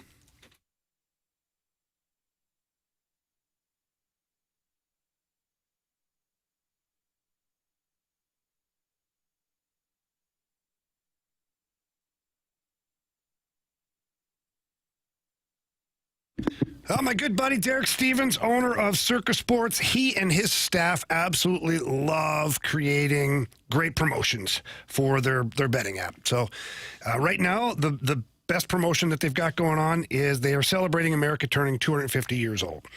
And here's how the promotion works. If you're currently a Circus Sports member, if you've already signed up, you got the app, you're using it, you just have to click on the promotion within the app and you put in $250. And when you play through the $250, Circus Sports is going to put $250 right back in your account. If you're not on the Circus Sports app, download it. And that's the white logo for the state of Missouri. And then you sign up, and away you go. You're ready to go. And once you're on there, man, lots of great player props. The parlays are easy to put together. They have the best odds of any app out on the market. Super user-friendly. And they celebrate you winning. They certainly don't want to. They don't want to block you or stop you or whatever. No, they celebrate your winning. You keep going, and the people at Circus Sports are awesome. And the app is sports betting the way it should be. So, for all that and more information, check them out at circusports.com. Again, that's circusports.com. Must be 21 or older and in Missouri. Gambling problem? Call 1-800-GAMBLER.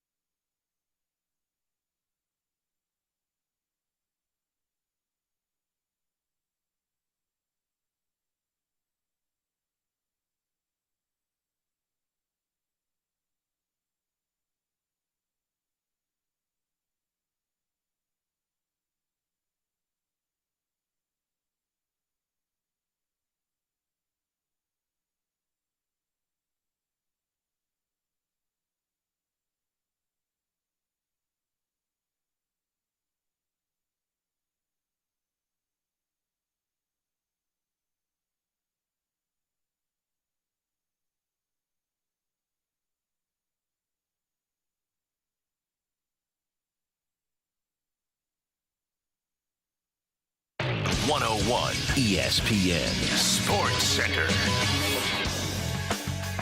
I'm Andrew Marsh. It's time for a Sports Center update brought to you by Universal Windows Direct. The Cardinals trail the Cubs 3-0 in the top of the 8th inning.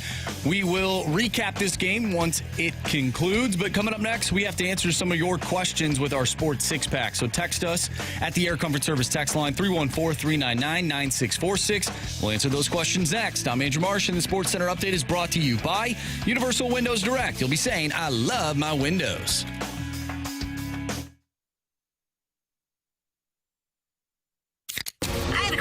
It's time for the Fast Lane to answer your sports questions. I want to ask you a bunch of questions, and I want to have them answered immediately. Asking me all these weird questions. Answer the question. Answer the question. Answer me! Refreshed by Urban Chestnut. Urban Chestnut Swickle Light Premium Light Beer. Live your lifestyle, St. Louis. Time for the Sports Six-Pack here in the Fast Lane on 101 ESPN. Carey Davis, Jamie Rivers, Anthony Stalter. Here's Andrew Marsh with question 1. Question number 1. All right, so yesterday we got a question from Grant Francis fan club that pertained to Theo Lindstein, comparing him to Carl Gunnarsson. We get another comparison today. Oh, boy. If Otto Stenberg eventually becomes a 15-goal, 35-point version of Alex Steen, is it a success? We want Stenberg to be Steen? Like, what version of Steen? 15-goal, 35-point version of Alexander Steen. Oh, so, like, at the end of his career? I'd rather the early career Steener. He was pretty good. Yeah, he's pretty good player all around. I don't know. Comparing players to me is very difficult. I've barely seen Otto Stenberg. Sure. What do you think? I don't know. I don't know if it's going to help, Jamie, but what's the best version of Otto Stenberg as an NHL player? Without comparing him to a player? Without comparing him to a player. Like if you want to start, early career success versus what he could be over time. 50 points a year. I think 50 points is the best version of Stenberg. I'm not going to say goals or how many goals, but 50 points. If he's contributing offensively at that clip, knowing he can play good defensive hockey too, kill penalties, do all that stuff, that's a win for the Blues. And whatever version of Steener that is and whatever year that is, that's the one. I could certainly live with that. Yeah. Marsh, you have thoughts on that? Nope. All right. Question 2, please. Question number 2. From the 314, who is the next great Cardinals player? Like, who's the most likely to make the Baseball Hall of Fame currently on the roster or in the minors? Or is that person even currently in the organization? Baseball Hall of Fame? Wow. J.J. Witherholt. Wow, it's not a bad one. I mean, if you're going to take anybody, I think it'd be J.J. Why not Mason Wynn? He's going to win another Gold Glove. Yeah, the offense. I know you don't value Gold Gloves, Anthony. I know they're just a shiny little trophy that you put on your mantle. I know you don't care about those things, but if he's a 10-time Gold Glove winner, is that not a Hall of Famer? I know you don't care about it. Shortstop, whatever, dude. Who are you talking to right now? Talking to you, man. You know I'm all about defense. When I tried to tell you Mason Wynn was one of the best shortstops, you're like, no, he isn't. He doesn't hit. I was like, dude. That wasn't me. That was you. No, it wasn't. It was a list. We done had a by list. somebody. Yeah. And you convinced me that it didn't matter that he was a Gold Glove winner because he didn't hit. And I was very distraught because I know you as the baseball guy and you value defense and pitching. However, Mason Wynn wins, 12 Gold Gloves. You gonna tell me he don't belong in the Hall, brother? If he wins 12, I'm ashamed I think of he's you. got a spot there. Shame. No, I know you believe it. But Anthony doesn't. He told me it's just a Gold Glove. It's a statue. It's a trophy. Yeah, they give them away to everybody. It's a participation trophy. Oh, that might have been my daughter. That was your daughter who said that to you after looking at your Super Bowl ring. And it still hurts you to this day. That was terrible. And you looking at me right now, and all the anger and the angst over that situation's coming out. Just saying, man. That list was done during a time. I agree. Terribly. Horribly. I was trying to explain why Mason Wynn was left off. And you decided to put that on me. You agreed with the list. I heard what I heard. So if he wins 12, he a Hall of Famer? He gonna win another one this year. I mean, the plays this How young many man did is Yachty making. win? I don't know. How many did Ozzy win? 13. Was it 13? That's what somebody texted. Who knows? Let me check. Yachty or Molina won 9. 9 Gold Glove awards. Ozzy won 13. 9. Is Ozzy in the Baseball Hall of Fame? Oh yeah. All right, well, there you go. That's all you have to do then. So you agree that Gold Gloves do matter? I've always, That many of them sure do. I've always He's agreed gonna with win that. his second one this year, Anthony. I have called. He is a fifth of the way. I have called him Sixth of the way elite defensive shortstop. Okay, just checking, man. So I don't know what your problem is. I don't have a problem, brother. And I don't like it. You asked for who's gonna be in the Hall. I said if he wins 10 Why to do they 12. call it a Hall of Fame, anyways? Because you're not like walking down It's a giant room of hall. fame. Well, they are. I think they're in a hall. Well, maybe not. It's like a room of They fame. got big rooms. But you got to go down the hall. I don't know. That's a good question. I'm just wondering. These are questions that are, I'm not paid enough to figure that out. Yeah. Unfortunately, Okay. you can pay me more. I will find out for you, Jamie. Well, you'll at least make up an answer. Hell yeah. Yeah. You'll get an answer. Might not be the right one. It'll be an answer. It will be. Question 3, please. Question number 3. Tim's offshore bookie. If you look at the numbers, Pavel Buchnevich plays like a pretty typical third-line winger. Do you think people are really all that mad at his production, or do they just get angry when they see his contract and think he should be a top liner? I also hope he has a really good year this year because I can already see him taking Jordan Kyrou's place as the new whipping boy. Yeah, all of that is true.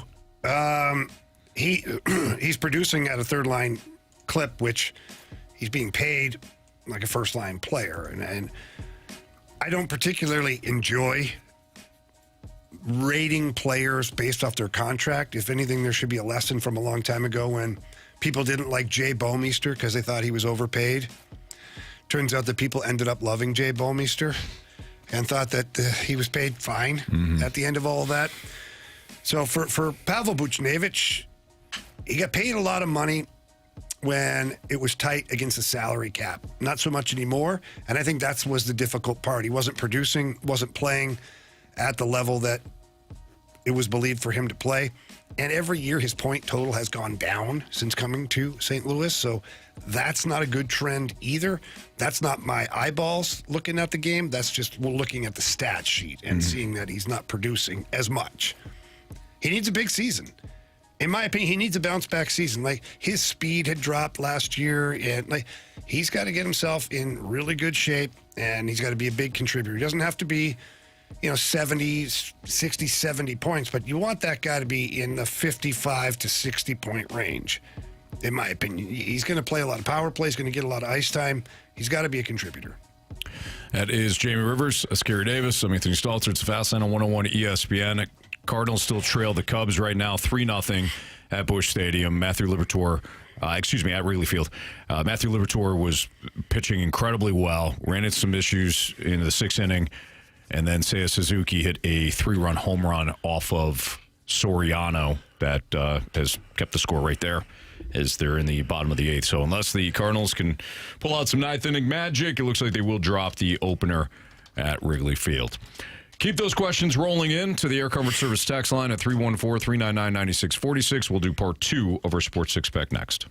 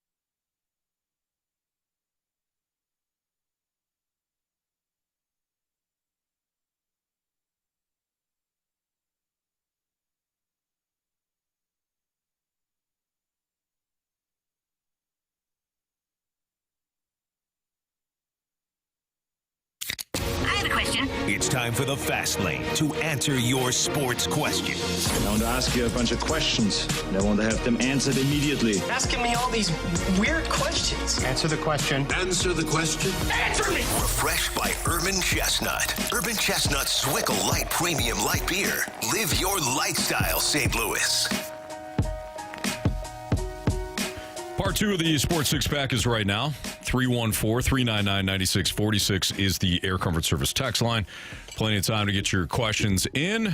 With Carey Davis and Jamie Rivers, I'm Anthony Stalter. Andrew Marsh with question 4. Question number 4. All right, from the 636, have y'all been paying any attention to the ESPN Jeopardy? It's been fun with Joe Buck hosting and Pride of St. Louis, John Hamm tearing it up. Have you had the chance to watch it? I watched it a couple of days ago. Peter Schrager was on that particular episode. I'm You a fan of Peter Schrager? Yeah, man. I don't have a problem with that guy. I don't have a problem with him. I don't care. You know. I don't know why. I find him just kind of annoying. Do you? Yeah. Is it because he never played in the league? Nope. Just because he's annoying. I don't have a problem with him. I don't know. It's a delivery or something. I don't know. You think he's condescending? Is he a bit arrogant? He comes across as that a little bit, like kind of loud, and he's like overdoes it. Yeah. It's like, come on, man. Yeah. Sometimes that's just who people are. No, it's fine. He gets to be who he is, and I get to be who I am. And Okay. you get to like who you like and who you don't like, Anthony. Thank you, don't Jamie. let Carey tell you different. I appreciate that. Thank you. Carey's always trying to force things on us. Nah, he's trying to control the He situation. is, a little bit. I'm a bit of a control freak. Yep. Yeah. Oh, we know. Yeah. Sorry. Anyways, I like you're Jeopardy. saying? No, I do. I enjoy Jeopardy. I especially like when they have, the easier questions, because some of them questions I be like, man, I don't know what that is. I can't even pronounce what you just said, brother. But when they have the easier, like the celebrity Jeopardy questions, that's more in my wheelhouse. I'm with you. Yeah. I'm with you. I can get down with that. Some of those other ones, if it's a good category, I can run it maybe. But Yeah. then some of them, I'm just like, good Yeah, luck. some of it, it's like, and then you're watching these people just. I would be so Jump in embarrassed every because I time. would never be hitting my buzzer on something. I'm just here for the fun, fellas. man. He'd be like, Carey, you're going to participate? Yeah, my buzzer's not working. Not working. Yeah, I tried it before. Click it now. Oh, there it is. You got to hit the button. Oh, okay. I thought that. I didn't know. Then you'd be working just at hitting calling the me. button, and the one you don't know, though. Yeah. Oh, damn. I'd be hitting I it. finally hit the button. I don't know this one. I guess I'm just too slow on the trigger there. No, I've not seen it. I'll be honest. So have you seen the Jeopardy, Jamie, hosted by Joe Buck? And No. I've seen lots of little clips of it, but have not caught an episode yet. my parents always used to play, like way back in the day when I was a kid. They used to, like sometimes they'd have people over and they'd break out Trivial Pursuit. That was a great game. I used to hate it. Had no idea. Had no idea. Yeah. Sports and Leisure was the best one. Right. And then it'd be like, which 1942 cricket player Oh, no. wound up Hell would I know that? blah, blah, blah. Yeah, no thanks. Yeah. I'm out. It was a difficult game. It was. I always see Family Feud videos on my algorithm on X. I wonder how we would do in Family Feud. I feel like we'd be pretty good. Yeah, the four of us playing Family. Yeah, I think we'd have to add somebody to make a full team, but out of all the games that are kind of out there, I think Family Feud would be right up our alley. It'd be good. Maybe that's what we should do one year is compete against the Rizzuto show in a Family Feud. That would be nice. That would be fun. That kind of setting. Yeah. It'd be kind of fun. Since we can't have the Who do home we run bring derby on anymore. as our fifth? 'Cause BK. BK. I get BK's a good one. BK knows a lot. Now, some of it might not be useful, but he knows a lot. Hear me out. What some people have a lot of useless information. BK is very intelligent. I just don't need all of it. If I gave you a list of people here? Yeah, so like Mike Ryder. Okay. Now think about Mike Ryder. Ryder would be a good he knows a lot. If there's music or if there's He knows a movies, whole lot. like he knows a lot of that stuff. he'd be a good pick. Bradford knows a lot Bradford too. does. Wow. And then you got BK. We got some choices. BK is like the numbers guy. Yeah. He knows. But He so's knows Bradford things. too. Ooh. I might actually go Ryder. I think because Ryder's the Ryder best choice. actually. Some of the questions might be more catered to his wheelhouse. That's why I brought him up. Yeah. Mike Ryder it is. Sorry, BK. All right. I voted for you first. These guys, they vetoed it. Let's play a game real quick. Fill in the blank. Go. Fastlane yourself. Hawks. Yeah. That was terrible, by the way. Steelers. Thank goodness I think it was a he would only Illini count that for night. Illini. He'd only count for one X, though. Then we can move on. Jeez. You guys are sick, man. No, you're sick. Why? Because you got to be a team player. Yeah. I was. You're the only one who didn't write that. Okay. Hell, John Kiowski wrote it. He wrote Go Steelers. No, he didn't. He did. No, he did. he Yeah, did. he He wrote Go Steelers. Yeah, he did. Yeah, John messed that one up. Nah, he knew it. Way to go, John. Hope I have a job now. I'm sure you've done way worse. I have. He's tolerated a lot. Oh, yeah. He's a very patient man. Yes, he is. Fortunately for all of us. Yes. Question 5, please, Marsh. Question number 5. Speaking of the Rizzuto show, we have a question from the Snake Pit. This comes from Jeremy. When are they taking over the fast lane for a day? Oh, yeah. Oh, we didn't announce this, did we? Yeah. Yes. Next Thursday, the Rizzuto show will take over for our show. And that gang will have to do all they'll come in and do their own show, and then they'll do our show as well that same day. So they will fulfill their punishment next week, Thursday, 2 to 6. Good for them. Looking forward to it. Good times, man. Good times, great oldies. Indeed. By the way, the 314 chimes in. Problem with Family Feud is that it's not actual trivia knowledge. It's guessing what the majority of 100 random idiots would answer. That's That's correct. why we're perfect for That's it. Yes. actually why we Yeah. are well suited. Was that I don't supposed see to the be problem yet. Negative? It sounds like right up our alley. Sounds like a real Peter Schrager just texted us. You're a really good guy? Yes, Good. that's correct. Yeah, Yep. there you go. Question number 6. All right. We have the 314 with a little bit of road rage. Ooh, Road rage question. When driving on a 30-mile-per-hour road, dude behind you is riding your ass. You attempt to pass, cuts you off, and then stops and gets out. What do? Call the cops, get out, or drive off? Oh, the guy stopped and got out? I already wrote my response. Probably not sound legal advice, but, you know, the best bet, man, just drive away. You know what I mean? Like, yeah. unless you are under... Let me finish. Let me... I don't want to hear this. Unless you are being attacked and you physically cannot get away or get around, just drive off, man. Road rage cases can turn ugly fast. So be safe out there, folks. Drive carefully. Be Protect smart. yourself. Be smart.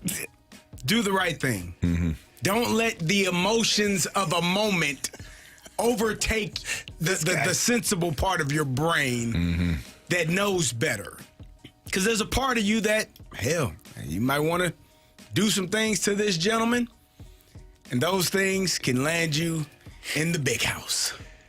Hey, Carey, so how do you handle road Michigan? rage, Carey? 'Cause, No. I have penitentiary. I have a direct story. That's why a direct interaction with Carey. This is why I... It didn't look like you were kumbaya in the car beside me as you raced up to flip me off. I'm just saying.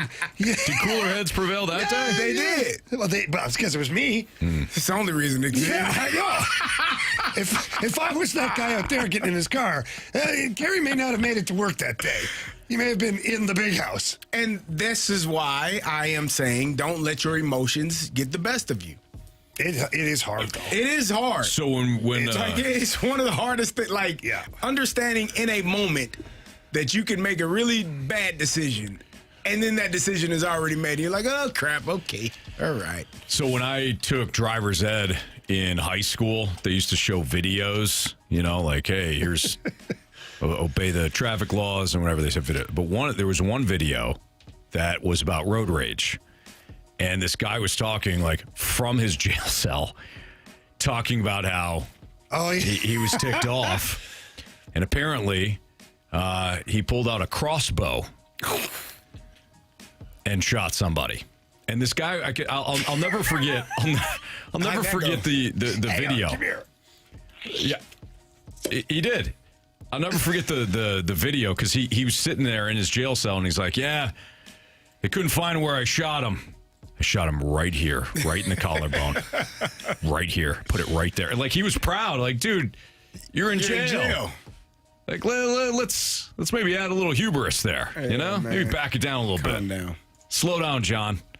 You just took a crossbow to somebody that you don't know. It was a road rage. Just ain't worth it, man. Nah. In the big picture, it's not. But in that moment, it really feels like. I had a moment about a month and a half ago. Ashley and I were driving to the gym on Highway K. And some fool, was riding up behind me. And then, I was ready to go to turn right. And he, zoomed on the right side. Where he was, it was the shoulder. So I almost turned right into this fool. And then he turns and gives me the bird and is throwing the hands all over the place. Man. Mm-hmm. And he takes off. Well, I followed. Oh boy. Oh yeah. I've done that. I was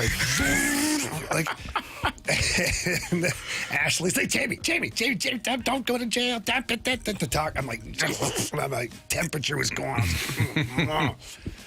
Because he was he turned into a subdivision. So I'm like, he's going home. Good. That means he has to stop. I'm gonna follow this guy. And then she kept talking to me, and I was like, you're right. Yeah. I was like, you're right. Mm-hmm. Let's just go home.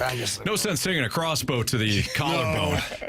But in the moment, it's difficult too. I don't know about you, Carey. Actually, I do know about you. But in that moment, I'm not saying it's less hard for any individual that's out there, but as a former athlete, when I played, your blood had to boil instantly. Mm-hmm. You had to react instantly.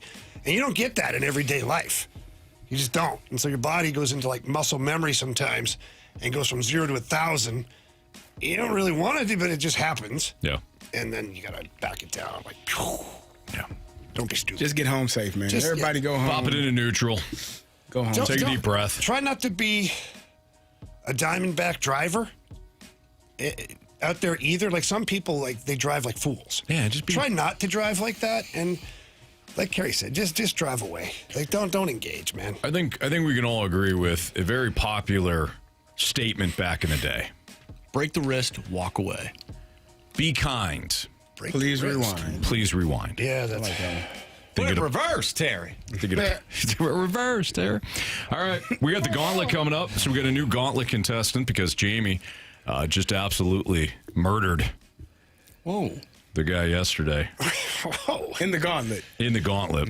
I feel like he kind of took a crossbow. Oh man. Shot that thing right in the collarbone, Carey. That's what Jamie did yesterday.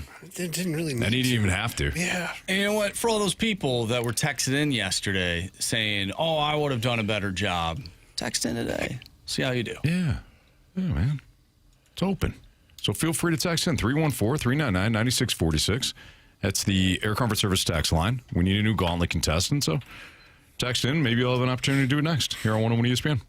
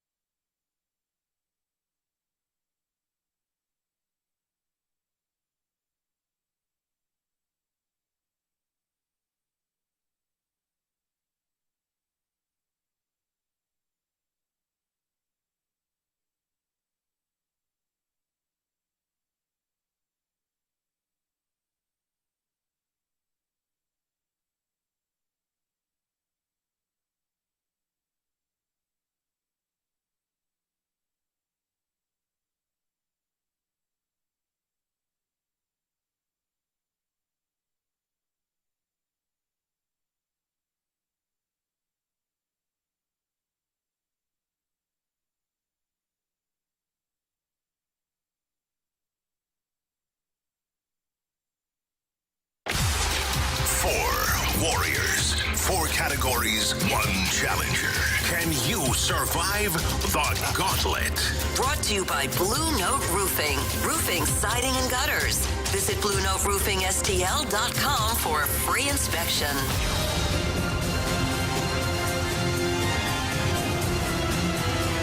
4:02. Your time check is brought to you by Clarkson Jewelers, an officially licensed Rolex jeweler with Carey Davis and Jamie Rivers and Andrew Marsh. I'm Anthony Stalter, and welcome John to the program for the Gauntlet. What's up, John? Oh, not too much. Friday afternoon, doing good. How are you all? We're doing great. Yeah, John, you get it, baby. Friday afternoon. Are you off of work? Let's go. I am heading home from work, thank goodness. Good yeah. man. Start it Okay. up. All right. Well, We're happy for you, John. and we're happy that you're here. Would you like to take on Marsh, Carey, Jamie, or me in round 1? Let's go with you, Anthony. You sound good. I listen to you. You're tough. I'm going tough first. Oh, I appreciate that, John. I don't know if you're just buttering me up or what, but did you call it again, Yeah, Carey? Carey called it again. Wow, that's 2 for 2 for Carey. Holy smokes. Pick out some lottery numbers for me. Yeah, no kidding. All right, John, good luck to you. All right, thank you, too. Thank you. All right, Anthony's going to make his way to the cone of silence. While he's doing that, John, can you ask my good friend Andrew to spin the wheel? Andrew, spin the wheel, and don't you let it land on hockey. Oh, man, John. The wheel is evil. We'll see. We'll see. Oh, my God, John. It's hockey. Like right smack dab in the middle of hockey. Oh, man. Every one of my answers in my brain is going to be Brett Hull, so I'm Let's hope that's right. It's, Oh, no, we're good. okay.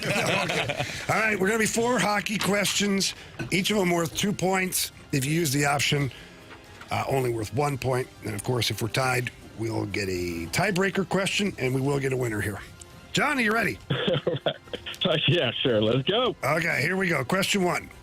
There are 3 teams in the NHL that include a puck as part of their team's logo.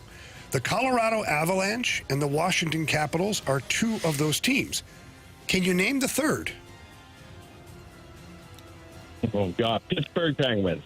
Final answer. All right. Question number 2. The same player holds the top 2 spots on the most goals per season all-time list.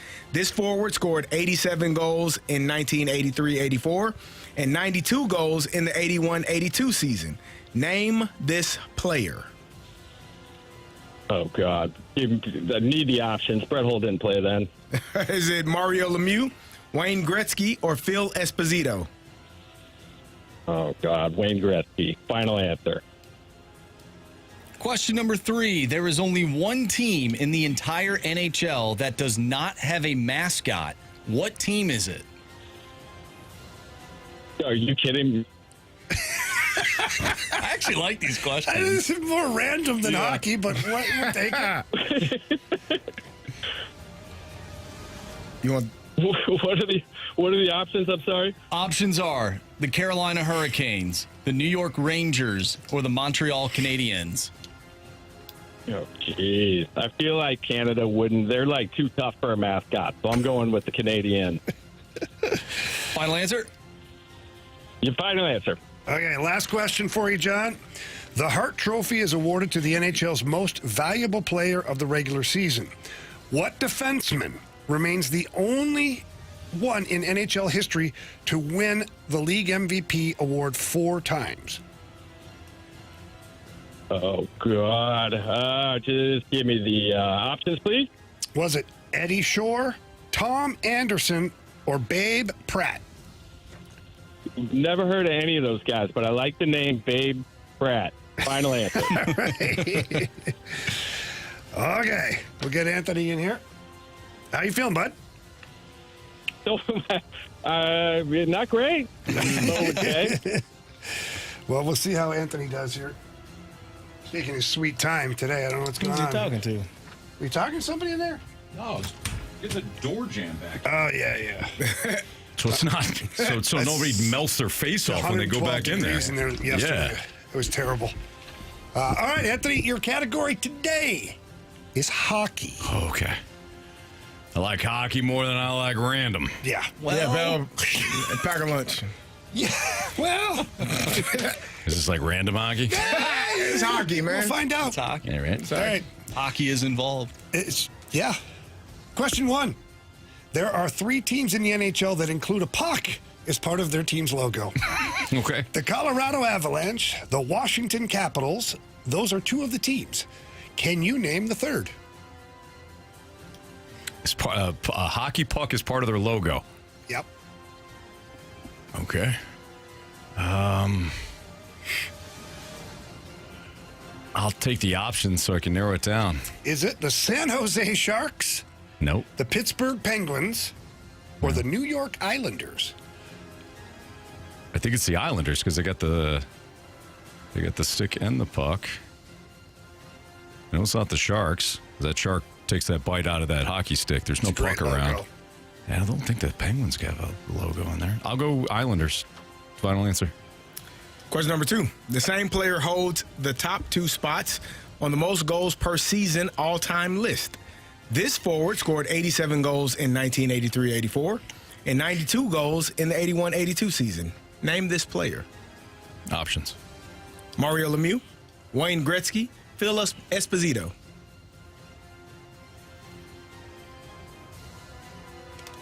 I don't think it was Mario Lemieux.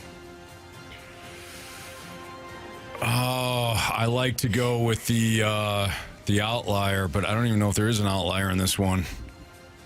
It's kind of the whole Tom Brady situation too with Wayne Gretzky. When in doubt, go with the great one. I'll go Wayne Gretzky. Final answer. Question number 3. There is only one team in the entire NHL that does not have a mascot. What team is it? See what we meant now? Doesn't have a mascot. I could see how you guys got to this. Yeah, the random NHL. All right, I'll take the options. Options are the Carolina Hurricanes, the New York Rangers, or the Montreal Canadiens. The Hurricanes, the Rangers, and the Canadiens. I'm pretty sure I've seen the Hurricanes mascot. I can't think of what the Rangers mascot would be. Or the Canadiens.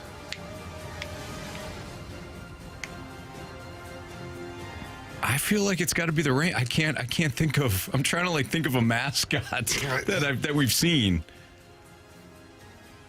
I'll take the Rangers. I think it's either the Rangers and the Canadiens. I'll take the Rangers. Final answer. Final question. The Hart Trophy is awarded to the NHL's most valuable player of the regular season. What defenseman remains the only one in NHL history to win the league MVP award 4 times?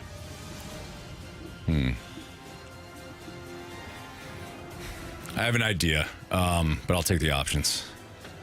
Was it Eddie Shore, Tom Anderson, or Babe Pratt? Oh.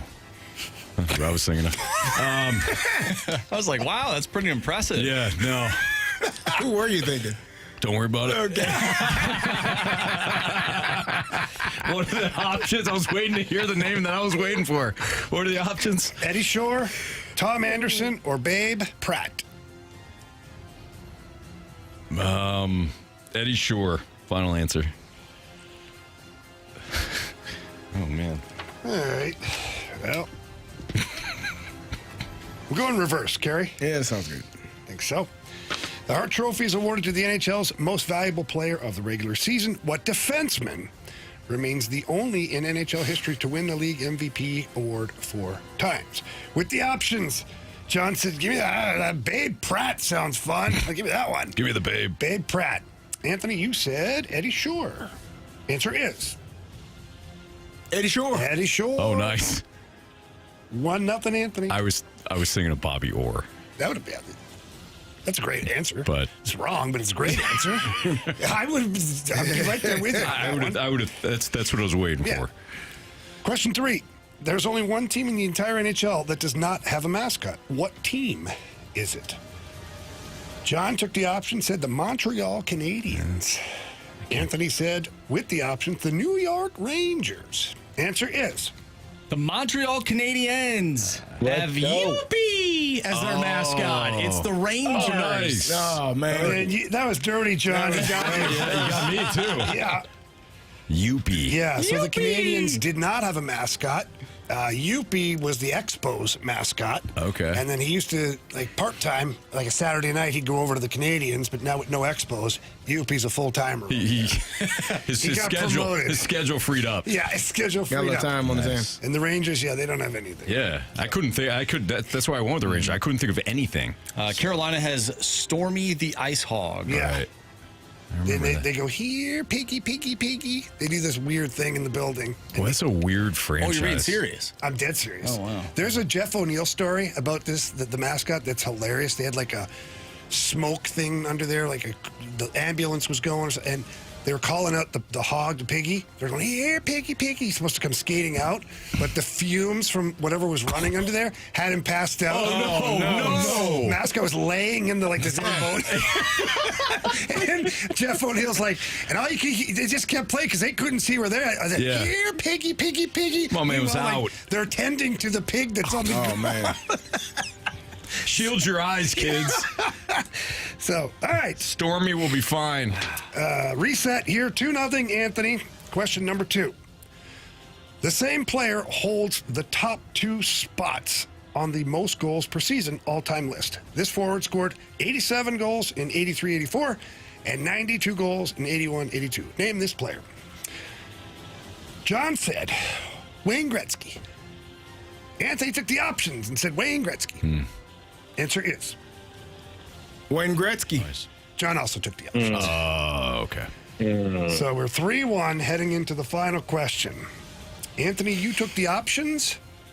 John didn't. Oh. There are 3 teams in the NHL that include a puck as part of their team's logo. The Colorado Avalanche and the Washington Capitals are 2 of those teams. Can you name the third? Without the options, John said the Pittsburgh Penguins. Oh, who was an were option? Anthony took the option, said the New York Islanders. If John's right, we got a walk-off. If Anthony's right, or any other answer, Anthony wins today. John. You have chosen poorly. It is the New York Islanders. Marsh was leaning over, acting like he was going to hit that space bar for the walk-off sounder. He deked me and then went back to the He had a couple of board. things there. The old triple D. You did. John, Anthony got you today. He took the he options on whipped every me, question, but he fellas. got them right. No, I didn't whip you. Like Jamie said, I had to take the options. I was good at guessing today. Now, it's partially John's fault, though, too. Because I said, hey, tell my guy Andrew to spin the wheel. He spins the wheel and he goes, don't land on hockey. Yeah. Oh, And you know what no. the wheel did to him? Landed right in the middle of hockey. Sorry, John. You're not the only one that I got the deserved wheel. it. Oh, no, you didn't. Not one bit. Well, John, we appreciate it. Enjoy your Friday. Enjoy your weekend, man. All right, thanks, fellas. Great. Thank you. You got it, buddy. Thanks, Take care. Thanks, John. Good job, John. We'll see you. Good job, All right. Anthony. Thank you. Yeah, that was man. kind of fun. It's a different little vibe to the hockey Yeah. questions. It's kind of fun. Uh-oh. Oh, Oh, boy. Good The big boss, John Kiowski, just came in. Uh-oh, and he's... I'm fired. Oh, boy. There are a lot of complaints about your chairs. You all got new chairs. Why aren't you sitting in yours? No, he's not. I'm intense, John. Intense. Yeah, Jamie. Sit down. Better grab my chair here. He did get us new chairs. They're They're sweet real chairs. nice. They're I'm very sitting in nice. mine. Yeah. Sometimes you All got have to to do is break one. I almost broke my back in the process. Yeah, but you it did. happens. No kidding. We're willing to sacrifice that for new chairs. What? No, I mean, you're fine. Oh, thanks. Hey, you would have died a hero. I would have died, though. You would have, yeah. No. All right, the Cardinals drop today's opener against the Cubs 3-0. We'll get into that next on 101 ESPN.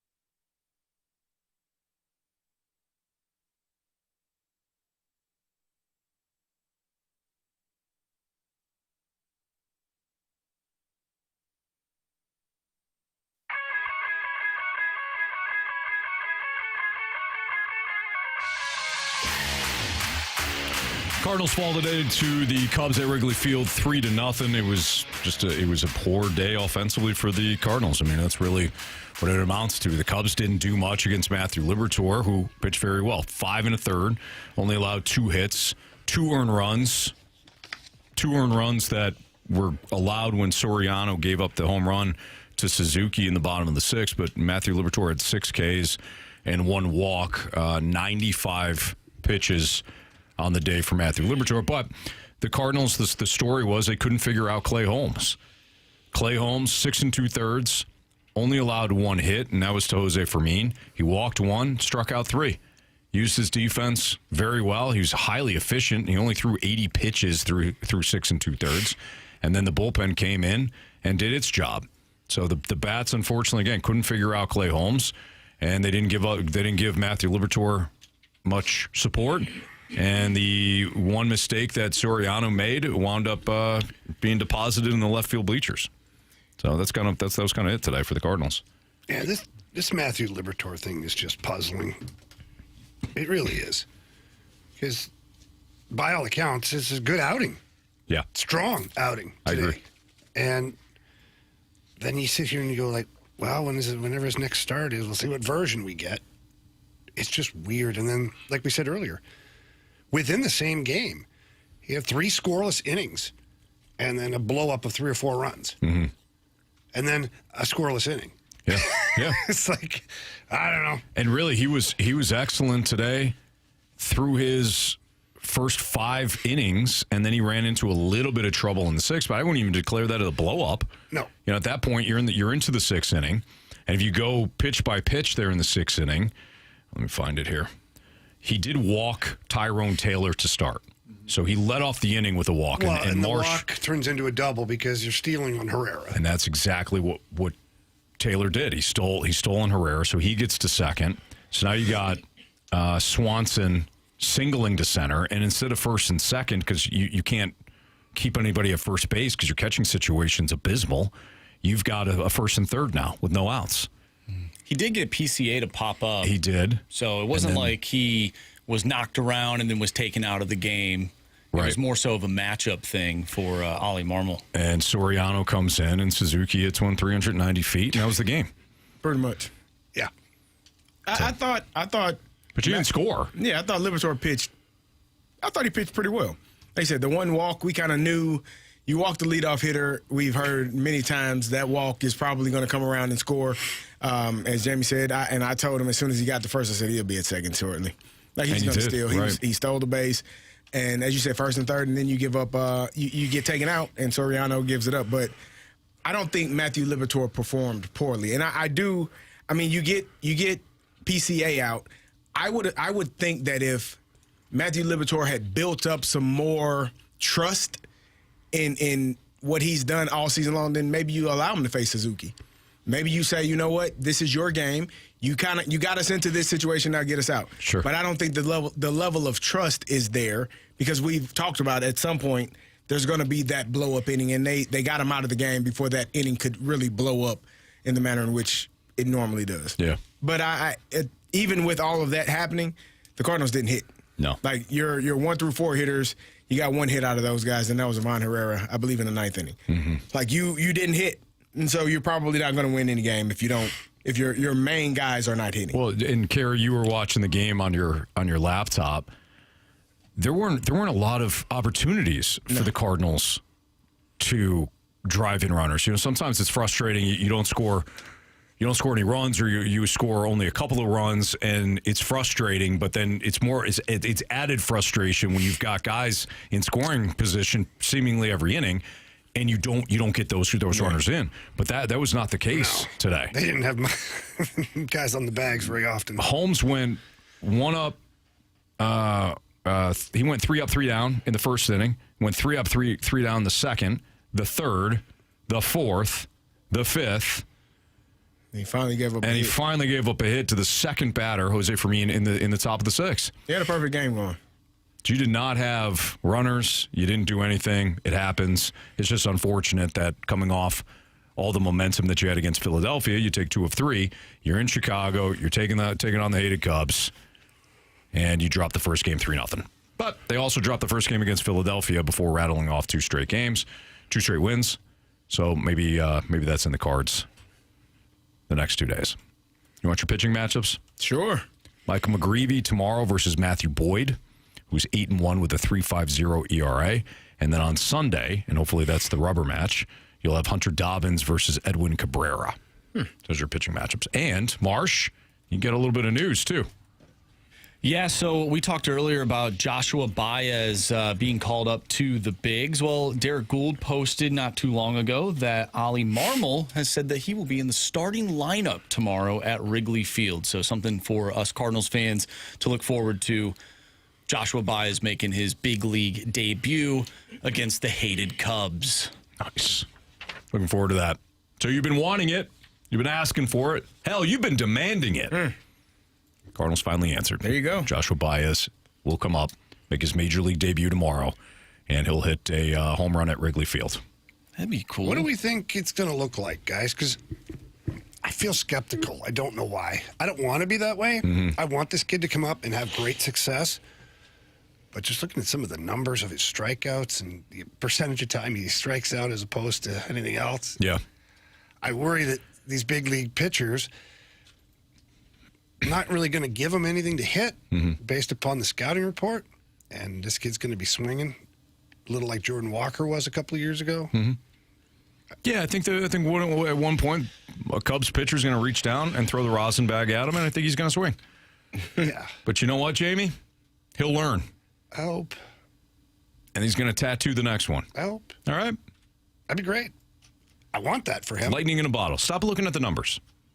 They're deceiving and they lie to you. No, they really don't. These aren't like underlying numbers either. It's pretty straightforward. There's only one number you need to look at. Home runs? Correct. That'll tell you everything you need to know, Jamie. How many home runs for Báez? 34. That's correct. 34. Yeah. So, Merry Christmas. You filthy. Joshua Báez is coming up. Sorry. Oh, no. Yeah, no. I thought they were. All right. Is baseball the weirdest sport when it comes to consuming the product? Marsh has a thought on that based on something that Jack McMullen of Just Baseball said about the Rookie of the Year, which obviously impacts J.J. Weatherholt. So we'll get into that next on 101 ESPN.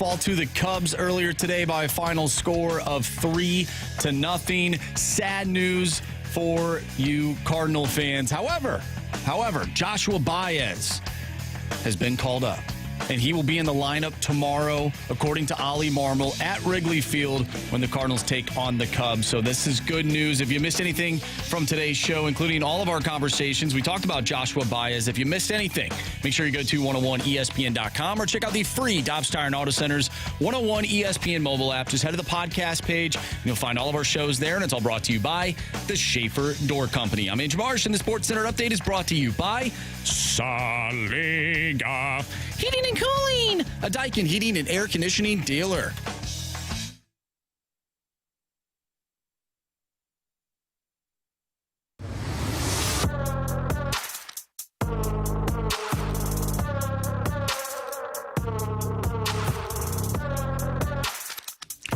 So Jack McMullen of Just Baseball was talking about how writers consume the sport when it comes to the NL Rookie of the Year. And, of course, this could impact J.J. Weatherholt, who should win that puppy. But, well, Sal Stewart may have something to say about it, too. So, Marsh, let's play the audio clip. And I know there's something at the end here that really stood out to you. If I had a vote right now, J.J. Weatherholt's my National League Rookie of the Year because he is one of the premier defenders in the sport, and he is one of the premier base runners in the sport, and he comes up huge in humongous moments. But you know what? So does Sal Stewart. There's a level of the baseball card looking awesome for Sal Stewart that I think is inarguable for some writers. So I'm not saying that you're wrong for thinking JJ should win. I think JJ should win as well because that's the way I consume baseball. But it's a fascinating case study for how do these writers, how do these members of the voting committee consume baseball? Okay, so Marsh, what was the thing that stood out there to you at the end? So the one thing that really stood out was when he mentioned Sal Stewart, and this, I think this goes beyond just the writers, but just people in general, how we consume baseball. Do you look at the back of the baseball card and you look at the traditional numbers, average, RBI, home runs, all that stuff? That's how you watch baseball, where if you look at J.J. Weatherholt, well, his WAR is significantly higher than Sal Stewart's, and there are people that look at that metric and other metrics to determine, well, this player is better this season than the other guy because of these other metrics. Mm-hmm. I just found it interesting because I don't know any other sport where people watch the game and consume the game from two different lenses. When I look at hockey, we just watch hockey. We know guys can score, and they put up points, and they make plays. They play good defense. Yeah. I know there are other metrics that go into that, but a lot of underlying ones that you can get into. You can get into them. I don't know how many hockey fans necessarily dive into that as much as they do baseball. Same thing with football and perhaps basketball as well. So I thought, okay, is baseball the weirdest sport when it comes to how the consumer consumes it, essentially? And we can talk about the NL Rookie of the Year race and whatnot, but this topic essentially evolves around how you watch the game. How you value players, kind of, right? Like, essentially. Like what stats you value. 100%. And if you value certain stats in your mind. So we'll use our guy Dom Lasician over at The Athletic. He's actually a really perfect example for this because he's a writer, and if he wants to go cherry pick the numbers that make his case for him, he does so. And so in this case here, if it's J.J. Weatherholt that he really wants to win the Rookie of the Year, he will go find all the most beautiful numbers in the categories that he likes and say, yep, he's got my vote. What Marshy's saying too here, or what they're alluding to, is if somebody goes the other way and says, well, no, these numbers here, if they value those numbers more, then they'll determine that player's better. Yeah. So basically offensive stats versus defensive stats. I don't know. No, it's more so the extra underlying numbers compared to just I'll call them the Triple Crown numbers: home runs, RBI, batting average. You want to throw slug in there. You think baseball at this point might limit the categories? Meaning, like, okay, here's WRC plus, OPS, we'll do the slash line. Yeah, those are part of the conversation as well. But that's it. That's what we're basing it off of. Yeah. We're not going with all this other crazy junk that's sitting out there that you can put lipstick on and it looks beautiful. And you're like, oh, man, that's awesome. Look at that number. Yeah, because even if you go like, okay, let's say you value that a guy doesn't strike out that much. Well, that's gonna zap some of his power. So if you say, well, we don't mind the strikeout because of the home run, striking out as much as you do does have an impact on your team. So there's so many different stats and so many different ways that you can look at it, which is, Marsh, I think what your main point is how do you determine the value of each player when you go side by side. And this is where the metrics come up where like WAR or WRC plus or, outs above average, average outs above average. So I think that baseball, we romanticize these stats, but it's also to a fault, I think. And I also think when you're looking at people that are determining some of these awards, how much baseball are you actually consuming? Because I know that I can sit there on a Saturday or Sunday and consume a hell of a lot of football at one time, and even go back and watch games, even if I know the score of them. I'm not doing that with baseball. I'm watching the Cardinals, and maybe there's another game on. It might be on in the background, right? So how much are you actually consuming? 9 innings of baseball for one game, and you're watching all these teams to determine who is the MVP or the Rookie of the Year. That is why we're going back to these stats a lot. That's where you fall back onto these stats, in my opinion. But that's why I was asking, is it more because I'm looking at the numbers for offensive numbers, and when you put J.J. Weatherholt versus Sal Stewart, Sal's got 26 home runs, J.J. has 10. Sal has a higher batting average. He has damn near double the number of RBIs. He has 9 more hits.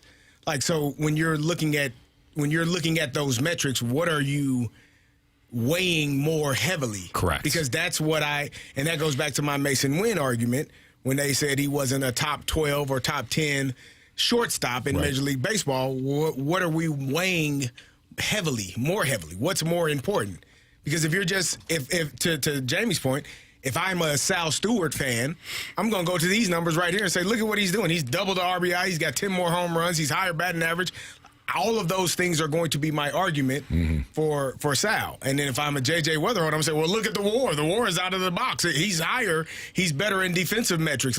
So when you boil it down, how do you decipher who is the better player and who is the Rookie of the Year? Like, how do you make that distinction?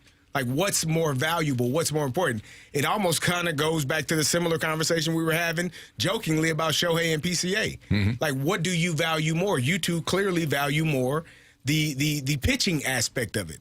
And I'm like, well, hell, he plays really good sound defense in center field, one of the best outfielders. So when you're making the decision, I often wonder, and I think, because I've been shown that it always comes back to, well, what did he do offensively? Because I think people weigh that more than what you do defensively. I think people care more about stats because I can literally look this up and see how many home runs one person has. Sure. What is his batting average? How many hits? How many RBI? How many people has he driven in? Versus, man, that was a hell of a play J.J. Weatherholt made up the middle at second base today. Almost took Matthew Liberatore's head off. He got to it and made a hell of a play, going to his right, sliding, and getting the ball over to Burley. But I can't see that on a sheet. Right. You can in WAR, though, and I think that's what people are looking at when they look at JJ's WAR. His WAR is higher than Sal Stewart, so that's sort of combining the offense and the defense. Yeah. So they look at that and they're like, well, he's a better player. His WAR is higher.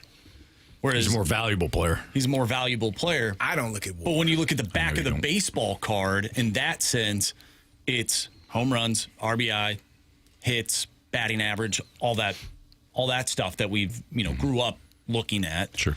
But yeah, it's just interesting that to me, baseball is the one sport that there's always this confusion of how do you value a player. It's convoluted. In football, we know that guy can throw a touchdown. He runs the ball well, whatever. We're not looking at, how often are you looking at a quarterback's I don't know, third down percentage or second down percentage, or I don't know. You only do that when you're, and I'm being serious here. I'm not being sarcastic. You only do that, like the numbers guys, when you're trying to make a case for a QB who's absolutely dog average, and you're trying to build them up.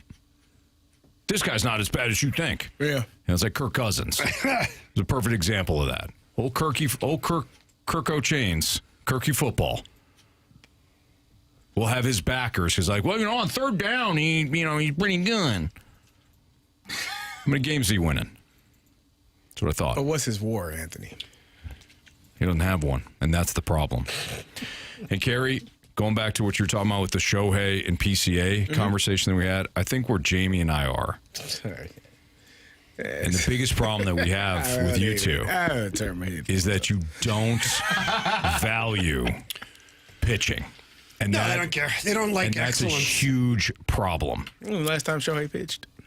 It's a huge problem. What's his ERA? Second best in baseball. Is it? He's not even qualified for that. No, he qualifies. He qualifies. Not qualified. Yeah. Yep. Maybe not in your eyes. Yeah. Not in America's eyes. Just take away the 85 innings that he's thrown. That's not in America's eyes. You can get those stats in Canada. Too. I'm looking at the list. Yeah. And Portugal. And he hadn't qualified. Yep. Hadn't qualified. Be like the NBA. They put a stipulation on how many games you got to play to win awards. I don't think Shohei will win the award. He ain't played enough. Just saying. You can't use the NBA because there's nothing to compare to this. So. Nah, just gave you the comparison. No, you didn't. Nah. That's terrible. Yeah, you can't win the Cy The Young. fact that you don't know that is the bigger problem. That's more sad. Like, it makes me sad. Yeah. Not upset. Yeah. The hell, man? It's pitching. I love you, Carey, and it makes me sad. Long pause, everything else. You guys are sick, man. Okay? Including playing center field well. Oh, I don't know if we needed that. I don't think that was a call for it either. What the hell was that?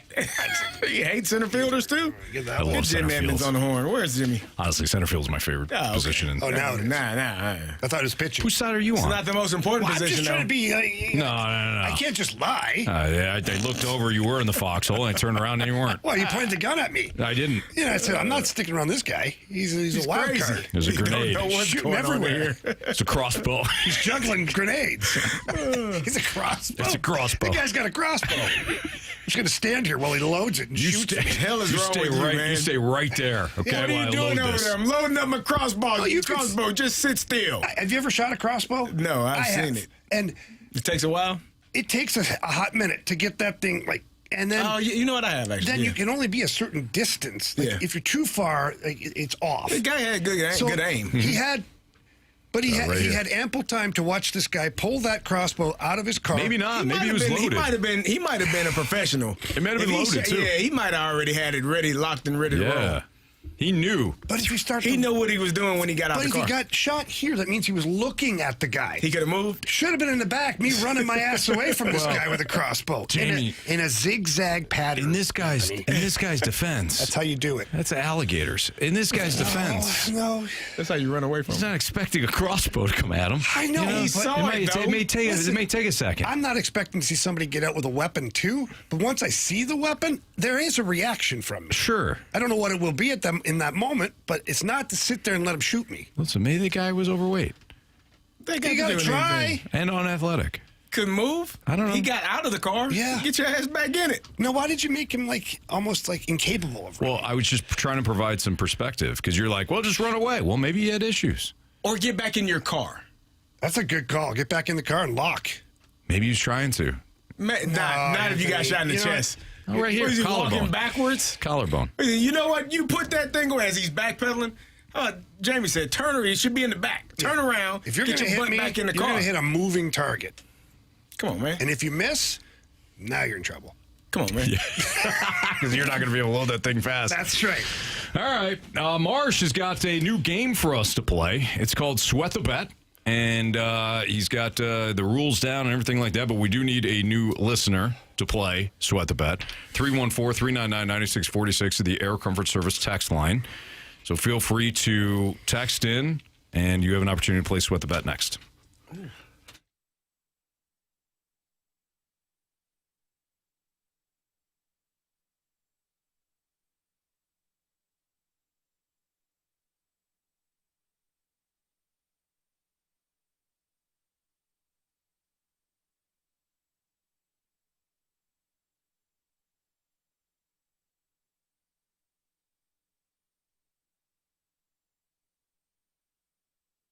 Throughout the month of August, Auto Centers Nissan out in Herculaneum, Missouri, they're making car shopping simple. They have over 1,000 new and used vehicles in one location right off I-55 and just minutes from South County. One lot, one website, one place to find the right ride without wasting your entire day or weekend bouncing from dealership to dealership. Start at AutoCentersNissan.com. Browse new Nissans, used trucks, SUVs, cars, and more. You can compare vehicles, more prices, more options without leaving one campus. And right now, used inventory at Auto Centers Nissan, they've got huge price cuts with savings in the thousands and over 100 vehicles that must go. They're looking to get cars off the lot, bring in new vehicles. If you are looking for new, select new Nissans are available 0% APR for up to 60 months. Plus, every new Nissan comes with a 30-day return promise within 30 days. If you want to bring the vehicle back for any reason, you can. They'll refund your money, set you up with something else. Select new and used vehicles also qualify for no money down and no payments for up to 6 months. And before you go in, go to AutoCentersNissan.com. When you're there, choose the vehicle you like, open the vehicle page, and look for the green Claim My Buyer's Bonus button. Click that. You can unlock up to an additional $1,000 off the sales price. So check them out in Herculaneum, Missouri, or online at AutoCentersNissan.com. When you do head to the dealership, tell me Anthony Stalter sent you. It's Auto Centers Nissan.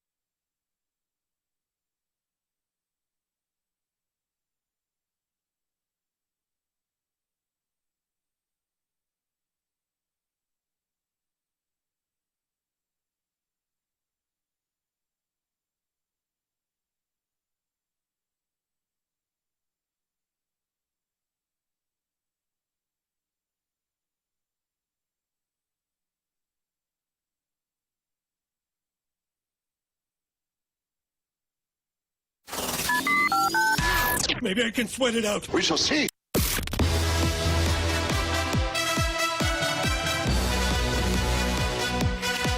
All right, it's Fastlane on 101 ESPN. Before we introduce what the game is, let's introduce our listener. Marsh, who do we have? We have Dustin today. What's up, Dustin? Hey, boys. How you doing? We're doing great, man. Appreciate you joining us. Happy Friday to you. Now, this is Marsh's creation, so hang with it. Marsh is going to explain the rules, and then we'll go from there. All right, sounds like a plan. Dustin, all four of us have created a 4-game parlay, 4 legs, and you can choose which one that you would like to go with for this weekend, and you'll sweat it out. Once you choose your favorite parlay, you then have the option to switch one of the legs out with one that we will not essentially tell you. So you can run the risk of getting a really good pick, or it could just be a really bad pick, or you can just leave it how you want it. So we each have 4 parlays, and we'll go through those, and then you can choose which one that you'd like to sweat out this weekend. Does that make sense? Yes, sir. Okay. All right, Marsh, go ahead. This is your baby, so all right. You read off the first parlay. All right, so my parlay includes Rays money line tonight. We have Garrett Cole, 6 strikeouts. That is plus odds, plus 124. Milwaukee money line tomorrow night with the Miz on the mound against the Dodgers. And then tomorrow, Boston Red Sox money line with Sonny Gray on the mound. That was 4 or 5? That's 4. 4. I wasn't listening. All right, Carey, go for it. I wasn't ready. Give me. Yeah, go ahead, Jamie. I'll buy you some time. Thank you. All these bets will be tonight's games. Red Sox money line, minus 116. Guardians money line, minus 119. Rays money line, minus 148. And the Yankees money line, minus 141. All right. I'm ready now. 4 picks for me. Yankees money line tonight. The Rays money line tonight. Chandler Simpson, 1.5 hits, runs, RBI at minus 135. And Vlad Guerrero, 1.5 hits, runs, RBI at minus 120. Okay. Mine is the Yankees on the money line, the Rays on the money line, the Padres plus 111, and the Giants minus 134. So, Dustin, which parlay would you like to sweat the bet this weekend? I think I'm going to go with Marshy's. All right. Ooh, all right. Now, would you like to swap out one of his plays, and he can read them off to you again, for a mystery play? And this mystery play could be like a massive favorite, or it could be a really big underdog, and you don't really know. It's kind of it's a total guess. It's a mystery. It's a mystery. Yeah. Dustin, would you like to hear his plays again? Yes, please. There you go. All right, we have the Rays money line. We have Garrett Cole tonight, 6+ strikeouts, plus 124. Tomorrow, we have Milwaukee money line over the Dodgers with the Miz on the mound. And then tomorrow, Boston money line with Sonny Gray on the mound. I think I'm going to keep it. All right. All right. There you go. There we go. Dustin, good luck to you. Enjoy it. Hopefully you'll win that 101 ESPN prize pack thanks to Andrew Marsh. Well, hopefully I do better than I did in the Gauntlet, so. What happened in the Gauntlet? Oh, I lost to Jamie in baseball. Was it close? The points. Okay, well, Jamie's a tough one to beat. For sure. Yeah. Well, you're going to win this time. All right. I appreciate you guys. All right. Appreciate thanks, buddy. you. Have a great Thank weekend. you. Thank you. You guys too. All right. There you go. So that is Sweat the Bet here on 101 ESPN. Jeff Jones, by the way, reporting that Cesar Prieto's locker and equipment are being cleared out. So it looks like he is the corresponding move. Must have had a bad attitude. Well, or bad bat. That too. Well, I don't think it's a bad attitude. Bad I vision? could see. Well, Oh, man. That's too much. Hey, man. We He don't got know. that hit the other day. Got the monkey off his back, the gorilla. He was happy. The silverback. It was a gorilla, heavy as hell, man. Whatever, dude. Carrying He that was damn thing rolling. around. You ever see some of those videos of those gorillas where they got like they show like a huge like bodybuilder dude like lifting like a weight, it's like 700 pounds or something raw, and then the gorilla like walks over like one hand and like walks around holding the thing like. You are strong. It's crazy. Do you remember? What was it last year? 2 years ago, they were talking about 100 men versus one silverback gorilla. Yeah. Yeah, I'll watch it on pay-per-view. Right. I think the silverback loses eventually, if and only but 35 men are dying. But that's the thing. If and only if those 100 guys are prepared to die. Yeah, sacrifice. Because you eventually will you get tired. Get them down, and 35 guys or even 15, 20 guys like. But the first few who go in there, good luck. They're done. Yeah. They're done. Not safe. they're getting, like, annihilated. 77 men went into the water. 32 came out. Sharks ate the rest. May the 9th, 1942. I don't know. Something like that? The details are off. But do you remember what movie that is? Jaws. Yes! Nailed it. Is it Jaws? Yeah, Quint. The fisherman. Yeah, he's telling the story. They're all drinking. He's telling the story when the boat about capsized. the USS in Indianapolis or something like that when the boat went down. Yeah. Yeah. All right. We've got biggest question of the day next on 101 ESPN.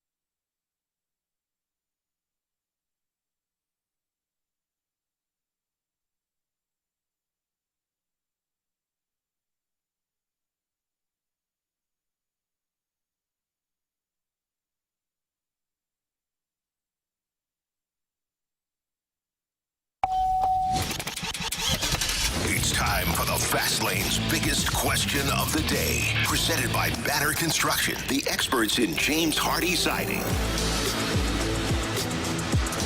Welcome back here to the Fast Lane 101 ESPN. Carey Davis, Andrew Marsh, Jamie Rivers. Anthony was suspended during the last break. He said that real piss-poor attitude. Yeah, we're sick of the tone of his voice throughout the show. This is the Shohei thing for me, man. The center field to carry. We'd had enough of it. Start talking about sharks or something like that. Bite the head, shark. What? Shocker that he's talking about sharks, right? Not a surprise. Not a surprise. You know? Anthony's gone. Hopefully he readjusts himself and he's ready to play nice on Monday. Yeah, he can readjust himself. Okay. You never do Not that? in public, though. Oh, you can sometimes in public. You just got to make sure that, you're in the right spot. Okay. If you say so. What? If you say so. Well, yeah, I saw you do it. Marshy, biggest question of the day. All right, so we know that Joshua Báez has been called up, and he will be with the team tomorrow. He will start, and I think that's fantastic. Should the Cardinals have capitalized on Nolan Gorman's recent success? We know that he keeps hitting home runs. The Cardinals are playing at Wrigley. Then they go to the Great American Small Park. Is there any appetite for calling up Nolan Gorman and capitalizing on this spark that he has provided for himself? They might. I'm saying for you, would you do it? Would you go to have Cincinnati, done it? I think I would. Because he could park one out there pretty easy. He might be able to add to your offense in some of those situations, whereas some of the guys, like we talked about Jimmy Crooks, he's not giving you anything offensively. Obviously, Prieto being sent down, but Torres doesn't give you much as far as pop is concerned. I think I'd consider it, but does it depend on who they send to AAA? Would that factor in? So if now, am I sitting here actively pursuing, a Nolan Gorman call-up? No, I'm not. I think Báez is an interesting one. There's just been so much talk about him throughout the season that I just don't know if there was an option for the Cardinals to ignore that. And I think they're looking to see what he can do at the big league level. But, Carey, I don't know. What do you think? Yeah, I think it's a great opportunity for him. This is a lifelong dream. I'm sure things you dream about and you put in all of the work to get it done and get an opportunity now. In terms of, I would assume that he's going to play right away, going to start in left field, and you're going to give him an opportunity to get those at-bats. In terms of what you do with Nolan Gorman, I mean, he's batting .278 this month. He's doing a really good job, 6 home runs. He's figuring some things out, and I would assume that if it continues down that path and you see Blaze Jordan not having as much success or Jimmy Crooks not having as much success, one of those two guys will probably be, on the train, plane, bus back to Memphis. So we'll see how it all plays out. But I think the Cardinals have shown us this year that they are making really good decisions, both in the trade market, off-season, in-season. Some of the call-ups, they have worked, and a few haven't just yet. But I'm also not ready to, write the book on Jimmy Crooks or Blaze Jordan. I think those guys are young players and still need more opportunities, more at-bats, more confidence. I think all of that comes with failing, playing, and then starting to have some success. So it will be intriguing to see who they do send down if they decide to go with Nolan Gorman, but I would assume it'd be one of those younger players. When do they expand the roster? When are you allowed to have more guys on the roster? September 1st. And then how many more can you add? Just one? You can add as many as you want, I think, on the 40-man roster, but most teams usually add just a few. Because that might be a time where, if Gorman's still swinging the bat pretty well, that might be a time where they bring him up so they can platoon him specifically against right-handed pitching, as opposed to having to send somebody down. I think it's just 2. Just 2 guys? 2. So you'd call up probably a pitcher. Well, you have to also think about, we talked about him a little bit earlier, but Urias, like, where does he fit in with this whole thing? I don't need to watch him play. No, I think he was originally signed just for that third base position.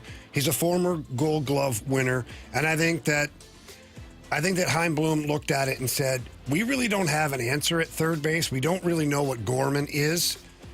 Let's just get a veteran guy we can plug out there. And quite honestly, probably didn't think they're going to be winning a lot of baseball games. That he probably thought it wouldn't even matter for that as far as signing Urias.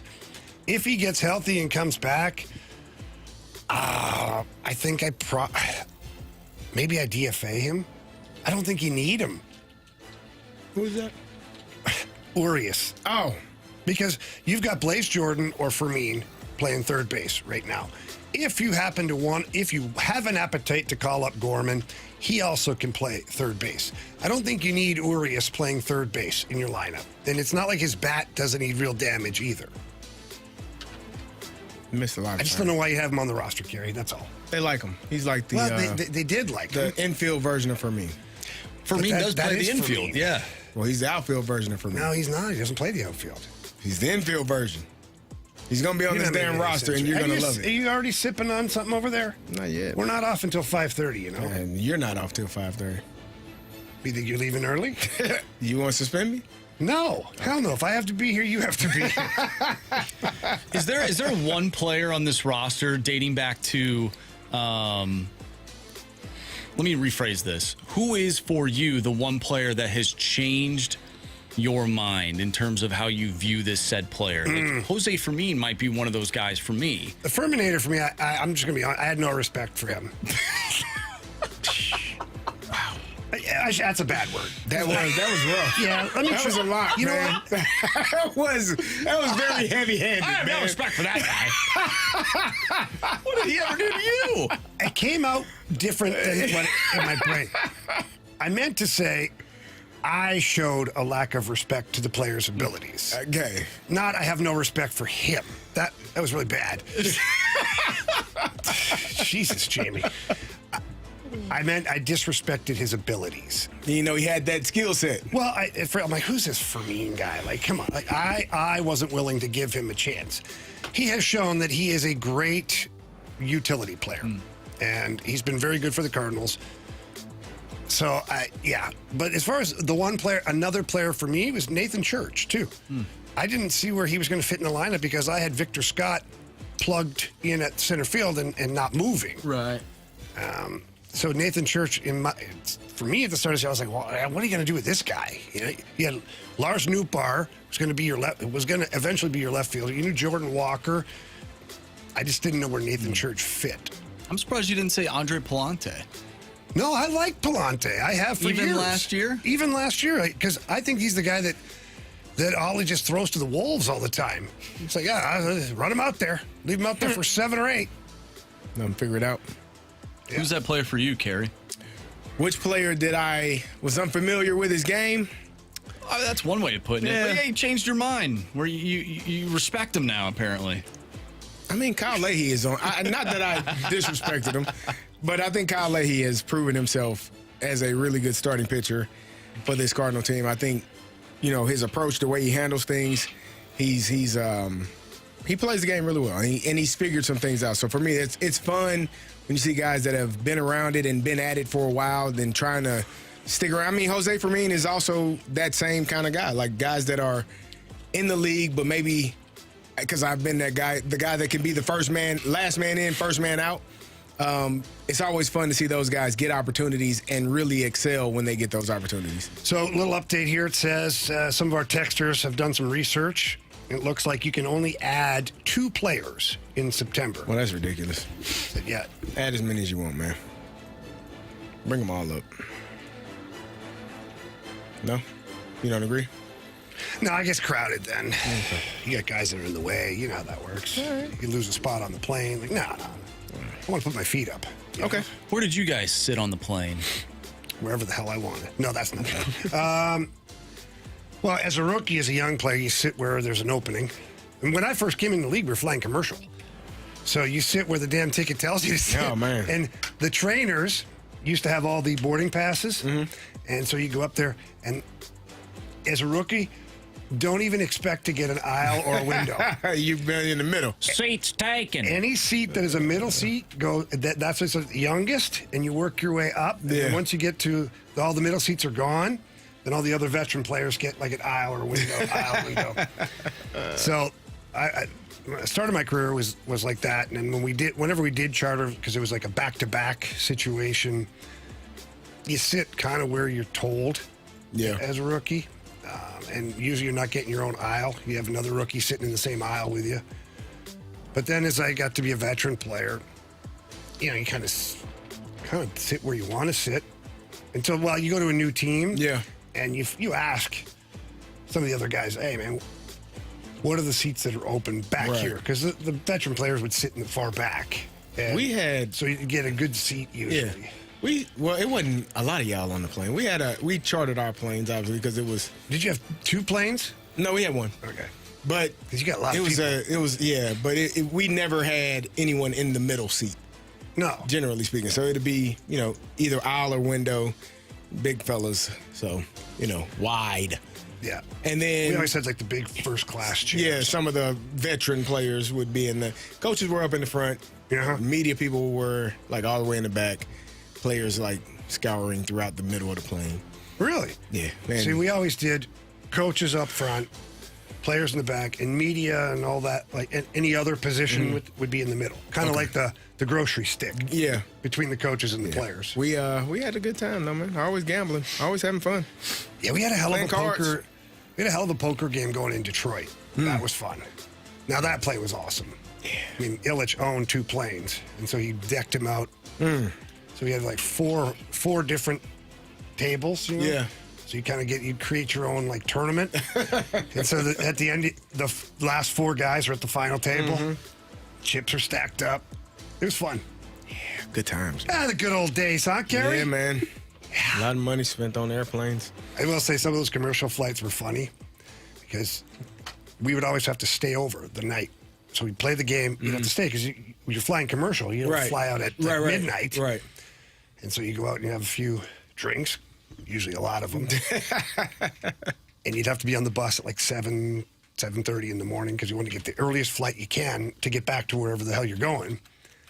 And guys would be coming on that plane looking like they get drugged behind a Buick, smelling like a distillery. What the hell were you doing last night? You plop in next to Joe Public. You're like, somebody's oh my. There were times where people would request to change their seats. Really? These guys are so smelly. Or good giant men. Sitting in between them? Yeah. Yeah. So, all good times. All right, we got criticisms, compliments, and 3 stars. And we'll be wrapping up the show because we're off early today at 5:30. So, all that coming up next right here on 101 ESPN.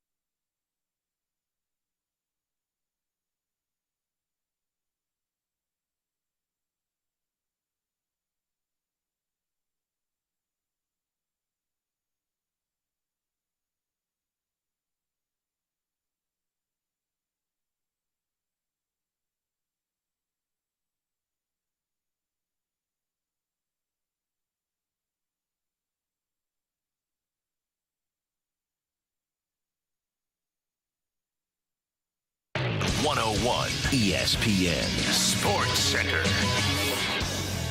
I'm Andrew Marsh. It's time for a Sports Center update brought to you by Universal Windows Direct. The Cardinals lose 3-0 earlier today to the Chicago Cubs. But don't worry, Joshua Báez has been called up. He will be in the lineup tomorrow starting for the Cardinals, according to Ollie Marmol. He will make his debut at Wrigley Field. If you have missed anything from today's show, make sure you go to 101ESPN.com or check out the free Dobbs Tire and Auto Center's 101 ESPN mobile app. Just head to the podcast page. You'll find all of our shows there. And it's all brought to you by the Schaefer Door Company. We're going to wrap up the show next because we have, starting at 5:30, Falcons, Broncos, preseason football for you right here on 101 ESPN. I'm Andrew Marsh, and the Sports Center update is brought to you by Universal Windows Direct. You'll be saying, I love my windows.